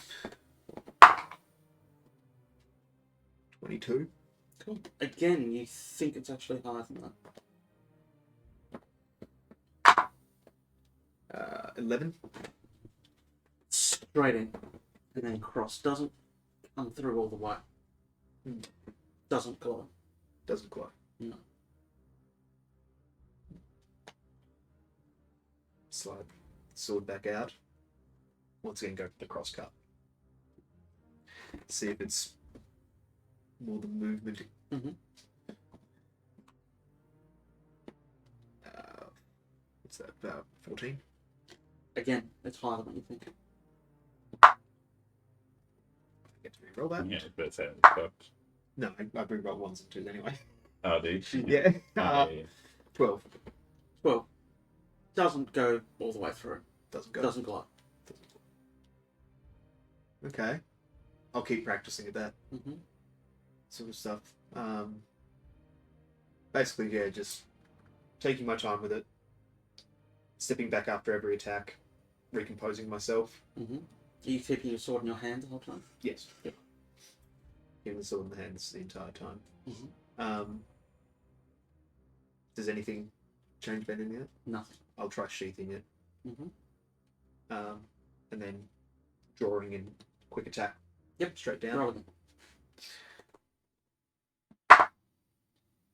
20, 23. Cool. Yep. And again, more than that. 8. Like not a strong hit, but as you hit, sword glows and slices through a bit further than what it naturally would. You know, it almost puts you off balance because you're not expecting that extra cut through. Sheath it again. Yep, the ribbons reappear on the sword. Attack. Draw it, all the ribbons disappear. 19. Again, higher. Oh, wait, I re-roll that. Whatever. 11. Cool. And again, hit, glows, cuts through, cuts further. Yep, I'll continue practicing between sheathing Mm-hmm. and then unsheathing and attacking and then just doing straight up attacks. Each time you sheath the sword, Yep. the tassels reappear. Yep. Every time you unsheath it, they all disappear, and your first hit through has an extra impact to it. But keep using it, nothing changes until you resheath. Yep. Well, even then, like, once I've figured out that it's definitely the sheathing and the unsheathing, and on that next attack is when it does the extra bit, I will then after that just dutifully training and going through fluidity Mm-hmm. motions. Yeah, once again, like, it's weight training at this point. Reaffirming the balance of the sword and then after that just going through drills basically. The whole time the captain's been watching you. Nice sword. Thank you. Oh, here it's got a name. I was told the name, wasn't I? Yep. Yeah. Sword of the Patient Master. That's it, isn't it? Yes. How to give it a try? Sure. I feel like I've got a good enough grasp on now. Alright. Stands ready, draws his longsword. Resheath mine first off. Mm-hmm. Yeah. Cool. Initiative.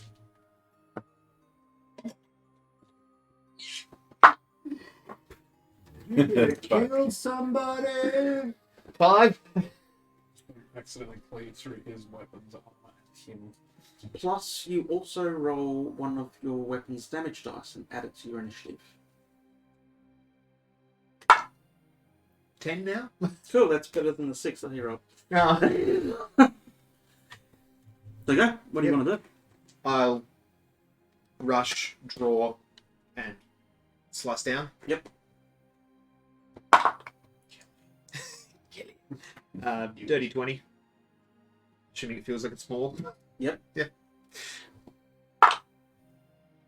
For 10.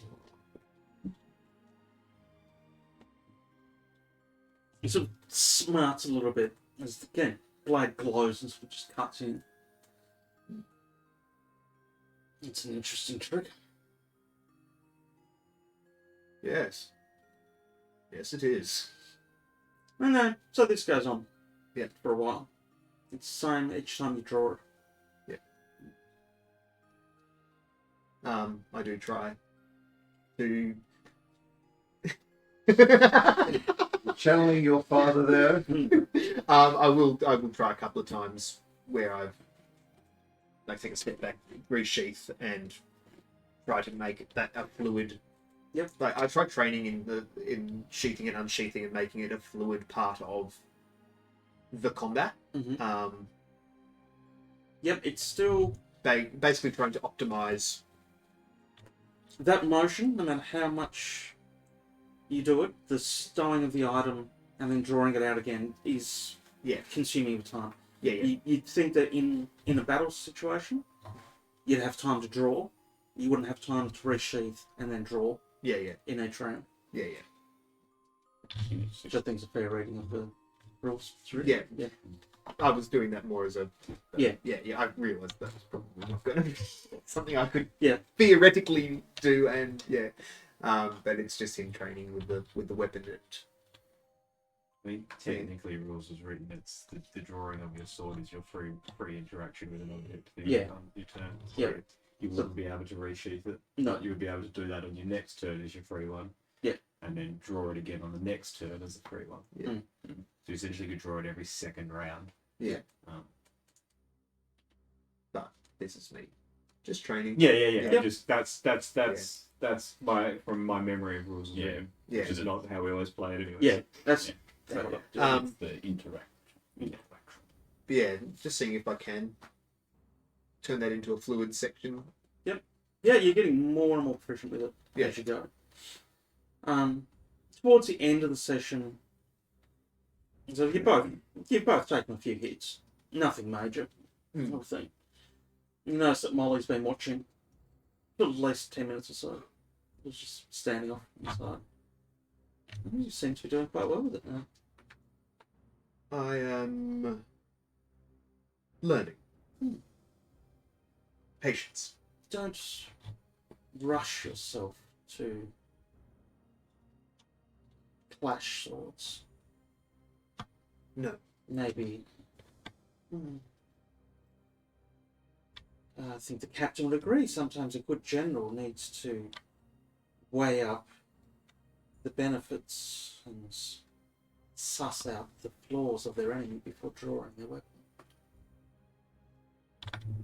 But it comes close to dinner time. I think we should all eat and rest. And sort of lead you inside, and we'll probably look at ending up. Yep. But tonight, where you've leads you into the meeting room where you were before. It's laid out though. Now is a dining area. Mhm. Table set up, food, everything. Where you can enjoy the rest of the evening drinking, laughing, finalising whatever small plans you have. At the end of the night, Molly assures you that by dawn, the items you've requested should be stowed within the airship, ready for your departure in the morning. I'm practicing throughout the entire meal. I can imagine that, actually. Yeah. I just pictured Lila doing a Rubik's Cube during dinner. Yeah. You're doing that. Sitting at the table with a plate of food there, I was like, put a bit in my mouth, and then as I'm chewing, I'm playing with the locks. Imagine like, Like, I know this. I know. I need to get decent with this in a short amount of time. So Yep. I'm not wasting it. If we're doing artistic fade out for those at home, Mm-hmm. I'd like to imagine that Otto brings Valis a glass of wine. And the last thing everyone hears is like, Valis, what's a Susan? Is it something mechanical? Nice. That's a perfect spot to stop, I think. Love it. All I was going to add was instead of a meal with these little thing Yeah. of sustenance, I've just got a carafe of wine and a glass. No meal. Only one correct. There's multiple. Yeah, like a long It's literally like eating wine jelly. yeah. Yeah. I just imagine they're in a semicircle around where you're sitting, and you're just like, this one. yeah, Yeah, I'll the- be. Might go with the port. The wine that Esvele bought at the tavern, she put on the table during dinner and tell everyone that they can tuck into as much of it as they want. Athesto will be. He'll be drinking and eating quite heavily and laughing and joking with people and being generally merry. Yeah. Because he knows what's going to be coming up the next few days, and he knows that this is probably the last time that they will get to eat and drink and enjoy each other's company. Valis is trying to also teach everyone about wine. So So very normal. much focused on the task he's Yeah. performing. And then occasionally there'll be like a wine glass put near you going, Yeah, and I'll like take a sip and I'll Yeah. like go back to what I'm doing. Like, Yeah. I'm still, no, I'm still engaging, but I'm not laughing. I'm not making jokes. I'm focused on Yeah. on what I'm doing. Esvele's had a few drinks at this point. She's very enthralled with what you're saying about the wine, and every time you're just like, and when you taste the wine, she tastes it. Like, she's got to a point where she's Really? like, I'm just going to drink. I will be like butting in and like making smart ass remarks as often as I possibly can during your talks about wine.